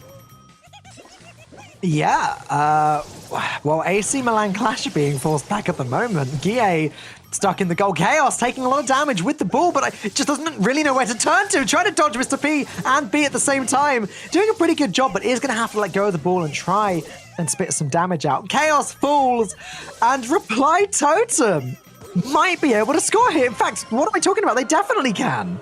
Mari, you absolute madman. That was a fantastic display of just multitasking right there. The double takedown. Again, the follow-up. Mori is absolutely on point right now and continuing his reign over the Clash spawn. They can just hold control here. They haven't even got to score because a lot of time passed in that early stage. The pressure now really is all on AC Milan Clash to respond, and they are doing a semi-decent job of pushing their way back up here. Maori again, though, connecting shots is the threat, and yeah, I've got to say, doing a great job with this B pick. Yeah, it's working out. Sol stuck in the goal and is going to go down to Guille, but with 14 seconds left and an open goal, it's not going to matter. Reply Totem take their second win. And I just want to point out, another reason to get frustrated by Mr. P is that game, I said they might be able to score and then they definitely will. The reason I said might is because I thought there was a brawler in the way. It wasn't a brawler, it was the turret. But I could just see the top of the circle and a health bar. So I didn't know that it was just the turret. So I was like, maybe it's going to get defended. And then, oh wait, there's no one there. What am I talking about? You never know. Thanks for that, Mr. P. You never know, future updates in Brawl, maybe they'll start to give various turrets and other things, personalities and abilities to even make a shot on goal, but not quite yet, unfortunately. But at the same time, I mean, Reply Totem are just doing fantastically well at responding. I know I keep saying this, but I mean, it's very rare with a team like AC Milan Clash to be able to put up this kind of a fight to the pressure that they are exuding. And, if you took any of the games that Clash have won today and kind of isolated that, especially in this series, they are not performing badly. I mean, they are really putting a ton of pressure, and Reply Totem are standing up to the heat. Yeah, they are. It has to be said. In fact, I am now maybe having to eat my words a little bit, Ark, because Reply Totem are ahead. Now, I've been convinced that AC Milan Clash are going to be the better team here. Maybe I'm wrong, and it's going to be the Slambulance comp almost from both sides, with a little sneaky Max subbing in for each. But wow, isn't it crazy that both teams have gone the same way? BB, is that just a score? Oh! Goal! Beautiful from I mean, that was so close to cool. I had my heart in my mouth just a little bit there. But at the same time, look at the amount of aggression that Max brings to the mix here. As straight on the defense off the goal are Reply Totem now in Clash here with the pass. I can't going in with the pickup. It's going to be a return goal, Falcone. What is happening? Very nice there. Chaos is BB starting with the bubble, going to deal a lot of damage with that. And now Max pushing teammates forward. Chaos swinging. Reply Totem can't stop this. And AC Milan Clash are going to Wow, get the win. These Slambulance games are, you blink and you miss them, honestly. I mean, on Backyard Bowl of all maps, that's not how you normally see that particular Brawl map play out at all. It's normally, your long-range brawlers and you're kind of both fighting to get kind of super first over the mid. But, I mean, it's really interesting to me that both teams are so in sync with the kind of, I don't like to use the term rock, paper, scissors, because I think that's kind of far too limited a term to describe the pro scene. I think there's certain ideas which teams will go for a lot. So that's why you tend to see the sort of tank heal approach, but never really do you tend to see like both teams go with a bit of a high risk, high reward pick like that in Backyard. And I mean, it made for a really exciting match and one that I didn't expect in this map. I love it. I love it when that happens. I love it when we're just surprised by a composition, especially like the crazy scenario where actually both teams decide to do the same thing. It obviously worked out for AC Milan Clash, which is even more exciting because it means that we have an even match going forward. The score is 2-2. Each team needs 2 more wins to move on to the finals. I have no idea which team it's going to be.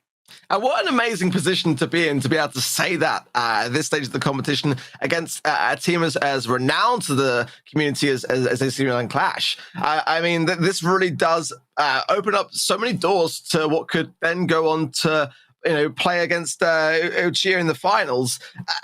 It really is blowing the competition wide open and in a really lovely kind of way. Yeah, there's no denying it. Again, I just keep talking about my surprise. But the cool thing about that is that I now have Reply to on my radar as one of these new great teams that I'm going to be keeping my eye on for monthly finals moving forwards. Let's take a look at how they do now against AC Milan Clash, as we've got Frank, Max, and Rosa versus, well, Frank, Poco, and I can't even see the third player. It's not going to matter. AC Milan Clash has scored before they even spawned back in.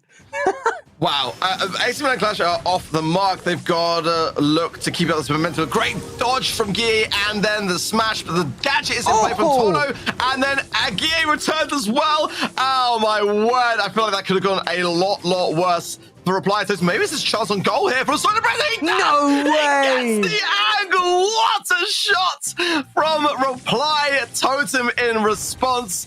Great plays from them.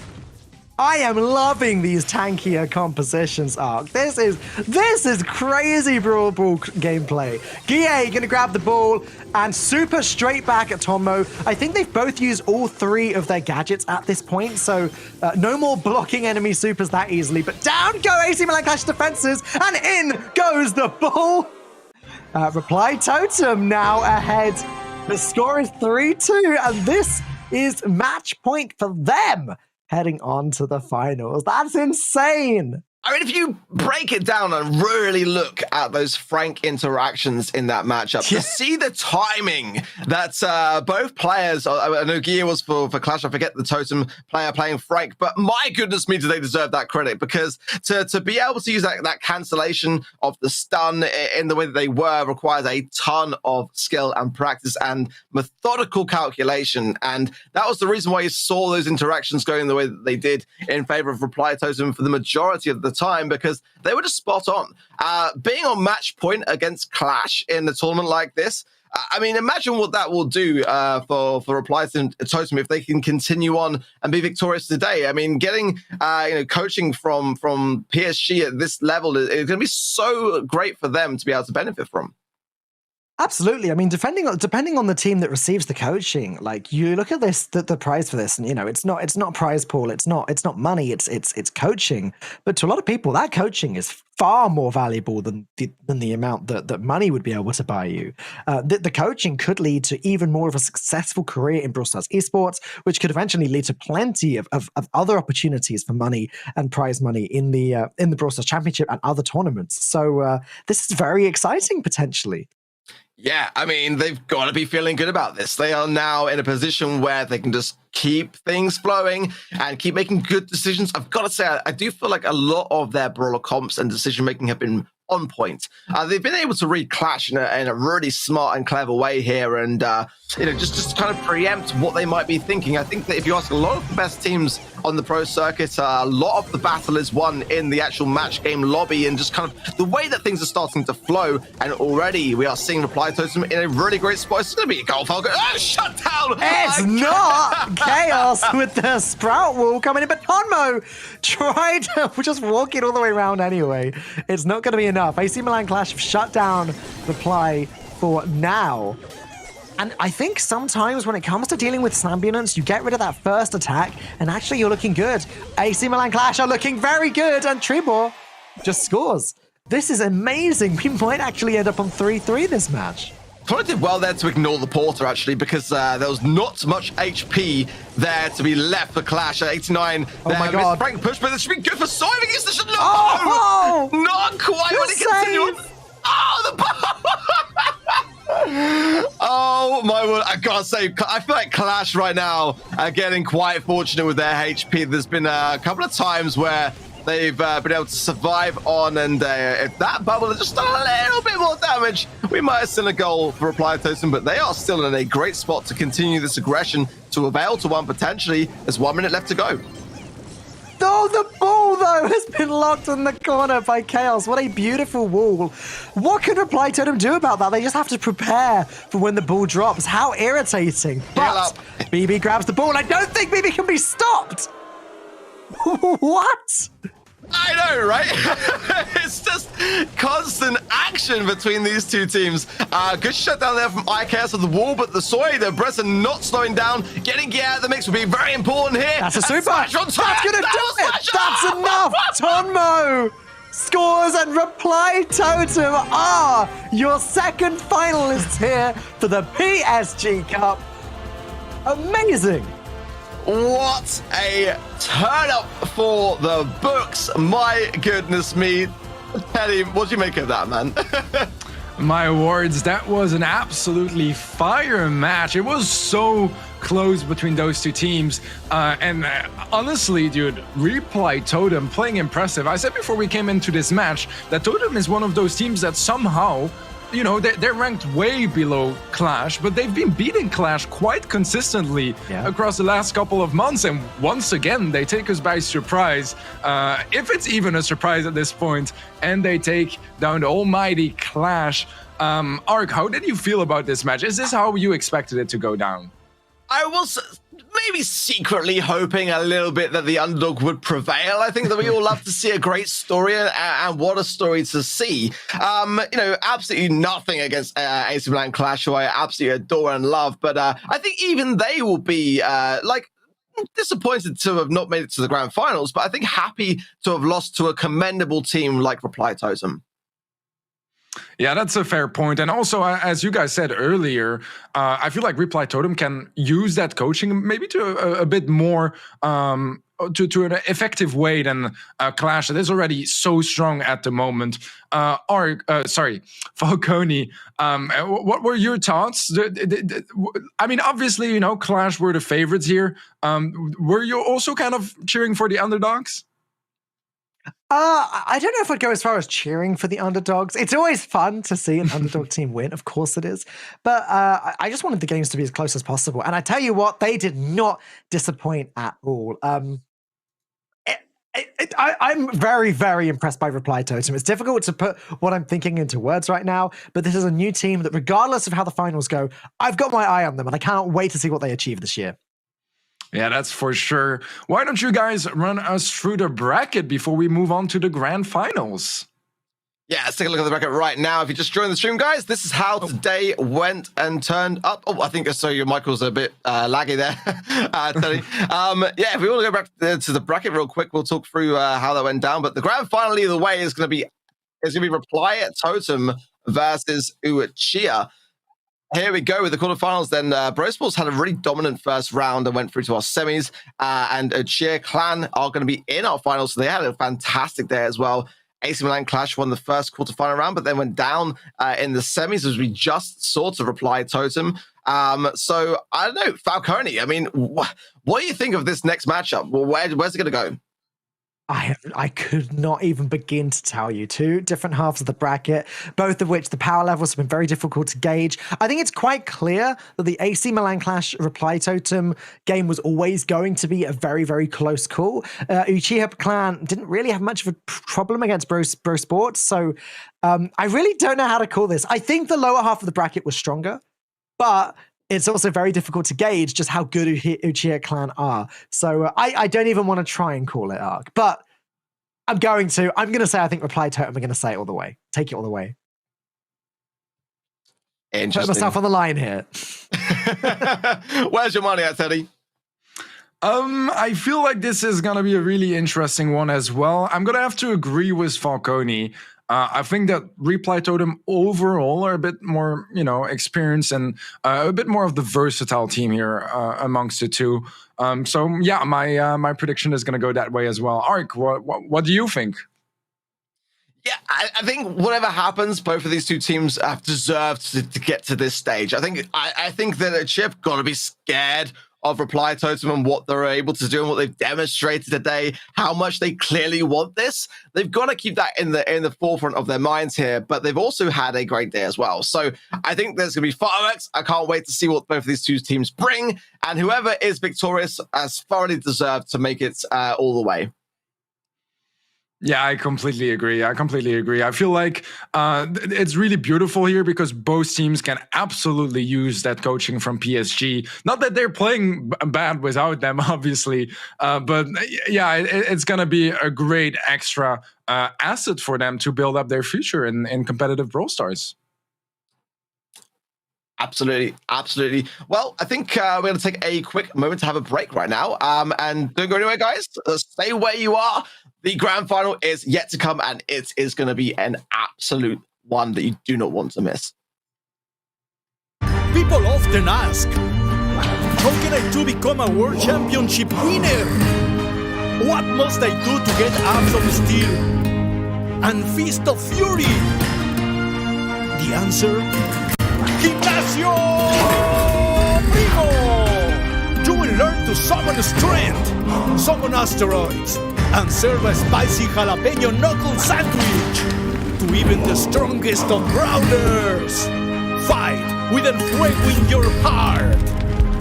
It will not be easy, but as El Primo once said, no pain, no gain, no glory. Gimnasio Primo! It's showtime. If your pistol's faulty or your shotgun's jammed, Jess and Pam are always here to lend a hand. If you wanna be star, fix your winning rate, Junker Garage will make your brawling great. For weapon repairs, upgrades, or even a hug from Mama Pam. Junker Garage. You have more energy, enough to run all the way to next year's finals. Bam! You need max energy. I have so much energy right now because I have one of these bad boys.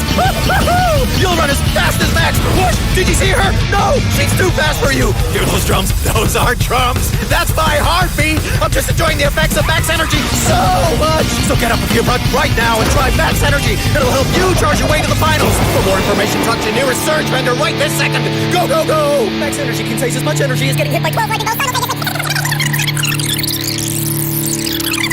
That's why it's called Max Energy. Consume responsibly. We could tell you all about Spike Air, our new brawling shoe with explosive technology and a podium-perfect profile. We could tell you it's banned in 42 countries for unfair advantages in the Brawl Stars Championship. But we'll let Spike do the talking. Spike Air. Look sharp.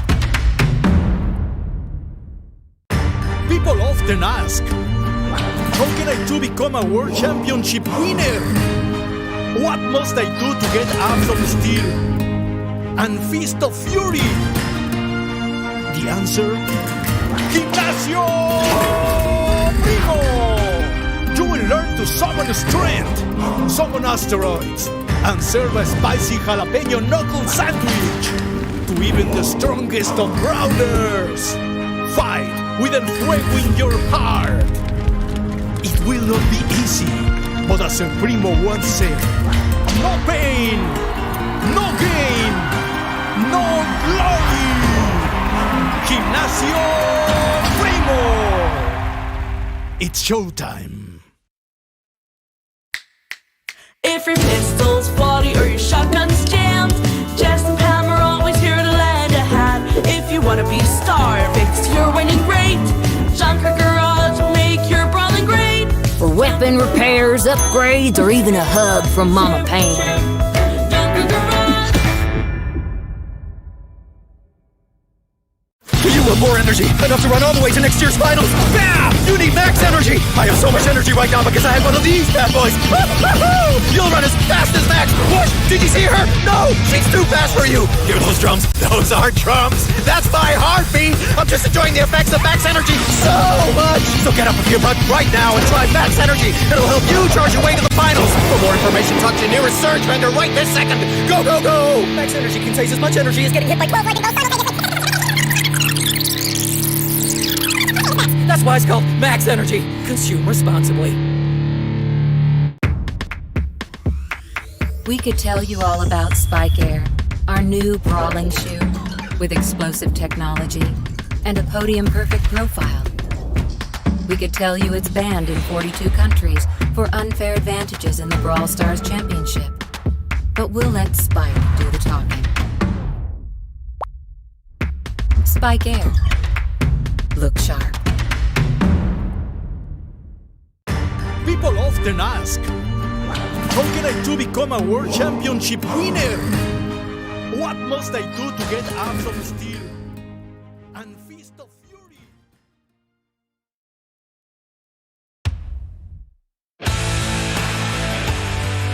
All right, guys, this is the moment we've all been waiting for. It's the PSG Cup Finals. And now it's time for the finals. Two phenomenal teams that have battled their way to this final point, but only one of them will win and only one of them will get that amazing PSG coaching. Ark, are you ready for this final match? I was born ready, Falcone. I mean, it's been a fantastic day. I've got to say, there has been so many moments where teams have surprised us. There's been so many great variants in brawlers and comps that they've been running. So I've got to say, I think that today has been a lot more closely matched than many would have thought. Yeah, I agree. It has been close. And on that same note, the question I want to ask you, Teddy, is I think you knew the players pretty well. You knew the teams pretty well coming into this. When you first glanced at the bracket, would this have been the finals that you would have expected? It's a bit of an interesting story. I feel like tonight so far, it's a bit of an underdog story. If you look at Uchiha, most of us expected final stand to win in that first round, and now Uchiha's all the way in the grand finals. Totem, I don't think many expected them to win against Clash. So two underdog stories here tonight, but one of them, you know, in the end of the day, is not going to be an underdog anymore. Absolutely. Again, there's going to be one winner. It's going to be that winner is going to get coached by PSG. That's very, very exciting. And guys, I don't want to keep you guys at home waiting. Again, I'm going to get my popcorn ready. Hopefully I have a little bit longer to munch on it this time compared to the first match of the day. But Ark, Teddy, take it away. Thank you very much, Falcone. Well, I mean, what a day. I mean, I just can't wait to see how this one ends and which team is going to get that training. And I just think it's too close to call, personally. I don't know about you, Teddy, but both teams today massively have exceeded my expectations. Oh, yeah, absolutely the same for me. I feel like, you know, there are teams that we could expect to go this far and to make it all the way to the grand finals, but they were not the favorites either. So, yeah, a bit of an interesting story there. As I said earlier, you know, underdogs making it all the way up. And that's the most beautiful as well, because, you know, teams like Clash, the coaching would still be nice and it would still be fun, but it wouldn't be as much as a learning experience. It wouldn't be as valuable as it's going to be for either of the two teams now competing in the grand finals.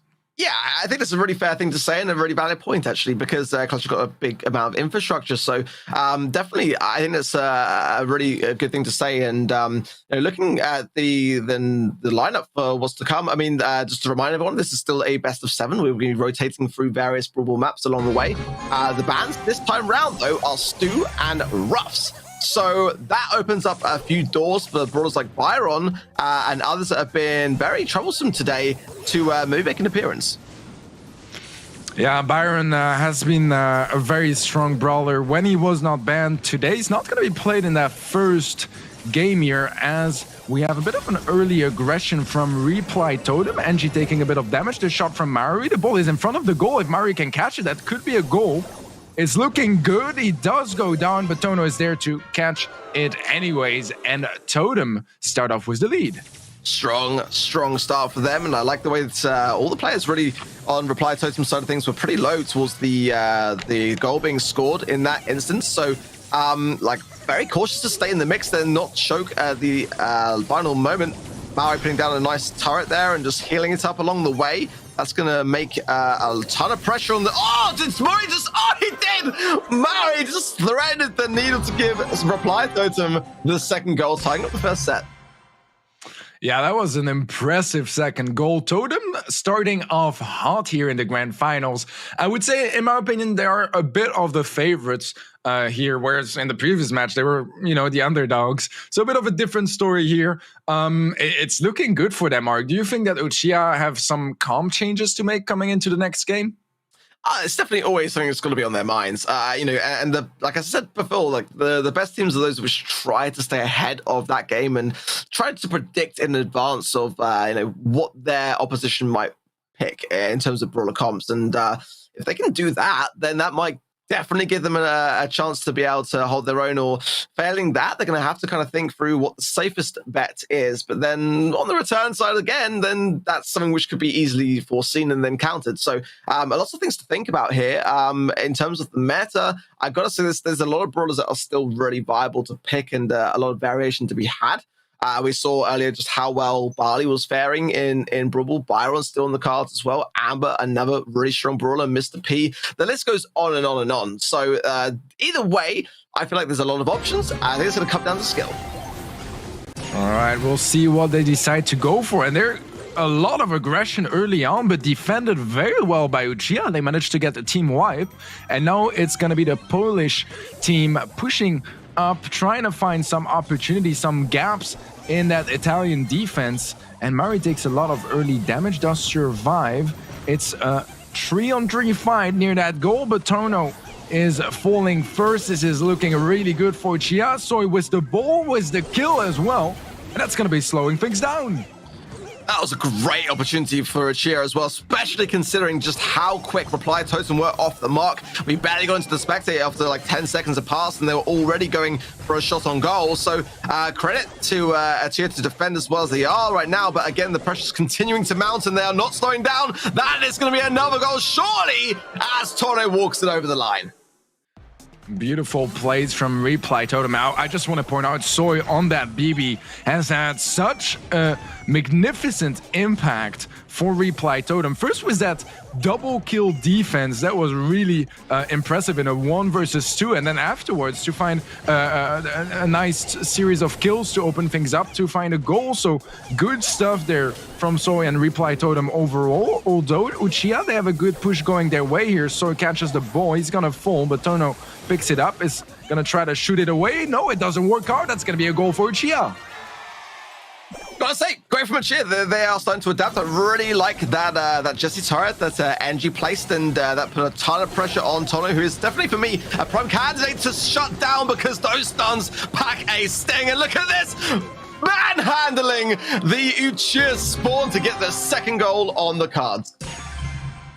Yeah, that was a great way to end this game. It's now already 2-0 for Reply Totem. They've made a bit of distance compared to Uchiha as they take a solid lead early on. I feel like it's definitely not too late here for Uchiha to come back. But do you think there's anything particular that they need here to even stand a chance?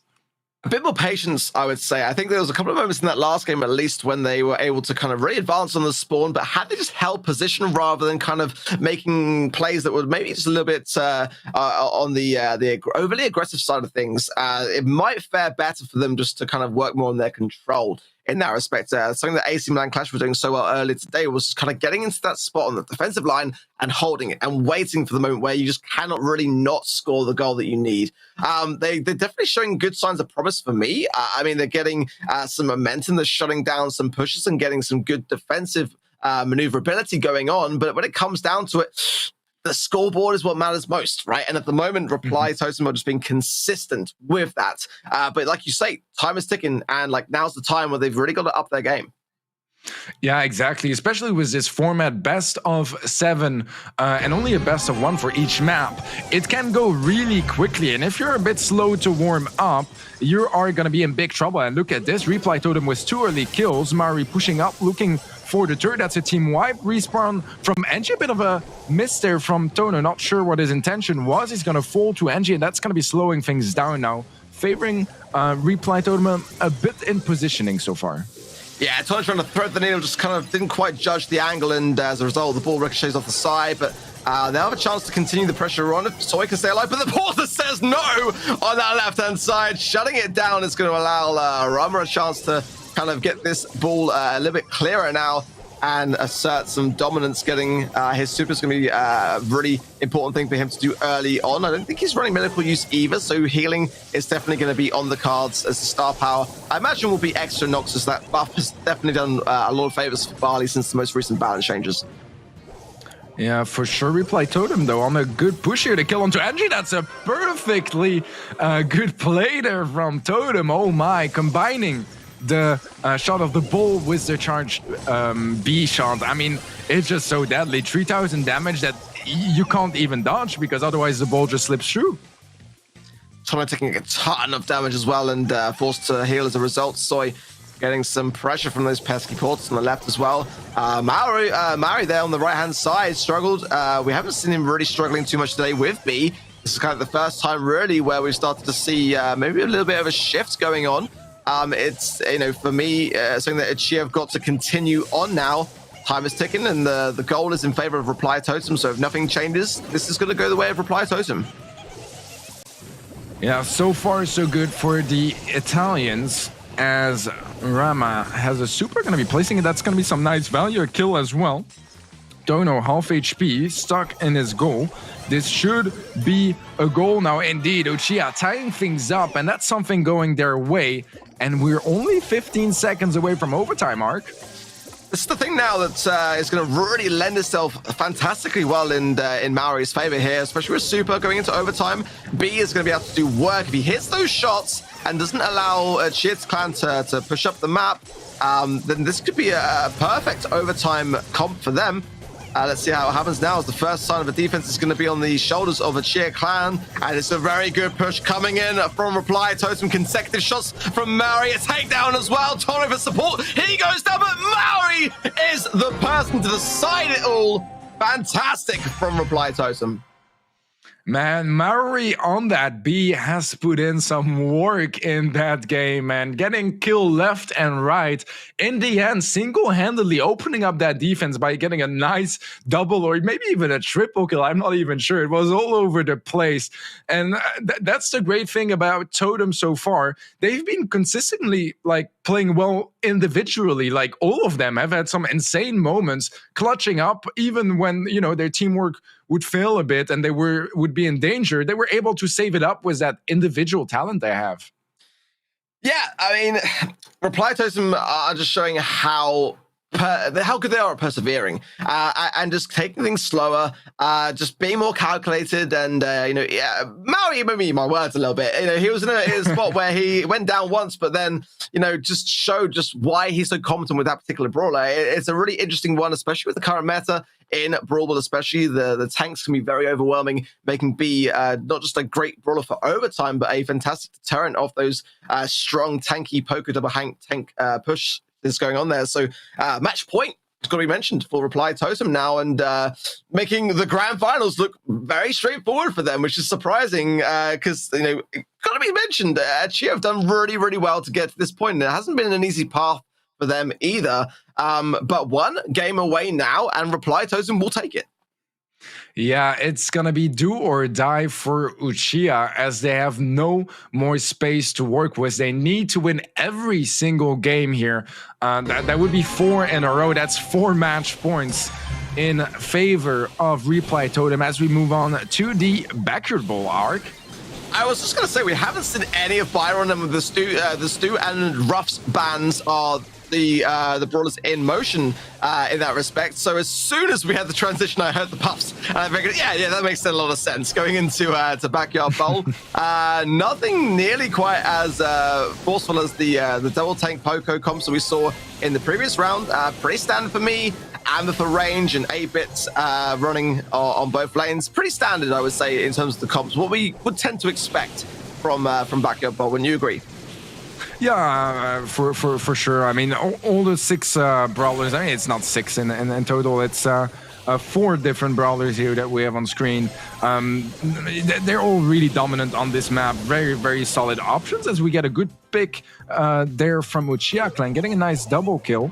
And she is low HP as well. The reset on his heal from Totem might make a bit extra space for Totem's third player to come back to this fight. Great positioning of the ball from Reply Totem, getting it right up in the grill of the Cheer Clan, who again need to stay alive here. They've got to be doing more and creating more opportunities to be able to stand a chance of remaining in the competition.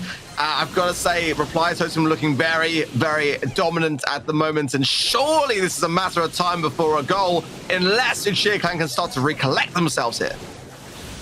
Yeah, Mari is going to be burning down. Oh, no, never mind. The heals are too powerful from Soy de Breza to keep him alive on that right side of the map. Super from Soy, that's a ton of value. 4,000 damage total across those two players.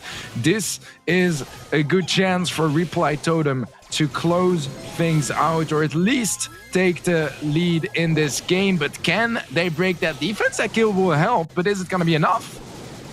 Robin did so well to stay alive on only 200 HP, eventually going down. He was the brains behind the defense and able to respawn in now. I mean, just keeping this alive, but for how much longer as Soy de Bresa gets another super over the top? The thumbs down from Toro says it all, and that is gonna be it. Reply Totem surely will take it now, and they are victorious in the PSG Cup. Well, there you have it, guys. Reply Totem are going to take it all the way. I think our comments before that match about maybe the bottom half of the bracket just being a little bit stronger than the top half of the bracket did come to fruition, as that final match was a stomp. What did you think of that, Teddy? Yeah, I mean, honestly, I expected a bit more of a fight from Uchiha. They had some solid chances here and there. They were just not really able to convert any of that into an actual game on the scoreboard. So I think they played really well. Obviously, it goes without saying that Reply Totem absolutely dominant throughout the entire tournament. Even against some very tough opponents, they managed to pull through with a solid performance. And I think they can be very proud of themselves. And Ark, is this the result that you expected? And do you think that Reply Totem are going to be able to really utilize that coaching? I think that is going to go a long, long way. And I mean, you've got to now think to yourself, right? Reply Totem did so well today, and to perform as well as they did, especially against like the might of teams like AC Milan Clash, so commendable. What are they going to be able to do with that coaching on top of that from PSG? That is going to be something which I am really looking forward to seeing in the near future present itself. Yeah, absolutely. I think I feel somewhat proud of the team, which is kind of strange, but coming through as somewhat of an underdog, beating AC Milan Clash, who I would have called the Titans of this tournament, you know, the team to beat, and just coming through and dominating and then winning in the end with such a powerful showing. You know, Teddy, I think PSG might have a run for their money. Maybe it's actually Reply Totem that are going to be coaching PSG. What do you think? That would be a pretty fun story, but to be honest, especially for those that are a bit less familiar with the competitive scene, Reply Totem have kind of been stuck in the last couple of months, just not good enough to make it to the monthly finals. And I'm honestly hoping for them that with that extra coaching from PSG, maybe next month we start seeing them in the monthlies. All right, well, you two, why don't you guide us through the bracket and one more time announce the winners? Teddy, take it away, man. All right. Well, it was a pretty long day with some amazing Brawl matches. First off, Bro Sports easy win against Straw Hat. Some closer matches afterwards. Uchiha Clan beating Finals and Esports. AC Milan Clash was a good win against the Dutch team 5 Uur MM. And then Senpai just falling to Reply Totem. Afterwards, we moved on to the semifinals. That was Uchiha Clan with a solid win against Bro Sports. Reply Totem winning against the favorites of today, AC Milan Clash. And then obviously, you guys just saw it. The grand finals were won by Reply Totem, beating Uchiha Clan 4-0. I just want to say I love that. I love the pronunciation that Teddy gave there. It's just absolutely on point for 5-hour matchmaking. Well, there you go. One more time, a huge congratulations to Reply Totem, the winners. They will be getting their coaching from PSG. But before we go, Teddy, what have you thought of the gameplay tonight? Have you been impressed? Yeah, I mean, I think it's such a great opportunity because there were a lot of teams that are, a bit struggling to make their way up in competitive. And with a prize like this on the line, it's just such a good opportunity for them. So much more valuable than just straight up cash. And I think it's just great, man. They played really well. We had some nice underdog stories, which, if you look at an event, that's what makes it super exciting. And I think we were served, man. Absolutely. And Ark, I mean, this is just another amazing Brawl Stars event, but Brawl Stars Esports is really kicking it into overdrive. We've got a lot to look forward to, right? Oh, I mean, the competition this year has been blown wide open. And this is why, it's such a great thing for me to see new faces, new teams, new names making a name for themselves in every aspect of Brawl Esports, as we've seen today present itself in such a glorious way. It's a really exciting time, I think, to be in the core of what it means to be a competitive player from both a spectator's perspective and to be able to experience the level of competitiveness now that is taking form. So many things going for teams and players, and it's just going to be one fantastic ride to watch as the year goes on. It is indeed. Right, well, for now, I want to give the biggest thank you to PSG Esports for hosting this wonderful event. Of course, as always, we have to give a shout out to Supercell, the wonderful company that made all of this possible by creating such an amazing game. So thank you, Supercell. Thank you to all of the players and all of the teams for competing. Thank you to everyone at home watching. I really hope that you've enjoyed the event as much as we have. And thank you to Ark and Teddy for casting with me. You've been great company. But now, from ourselves, from Ark, from Teddy, from me, from our production team, from everyone involved with this event, we really hope that you've enjoyed, and we'll see you again next time.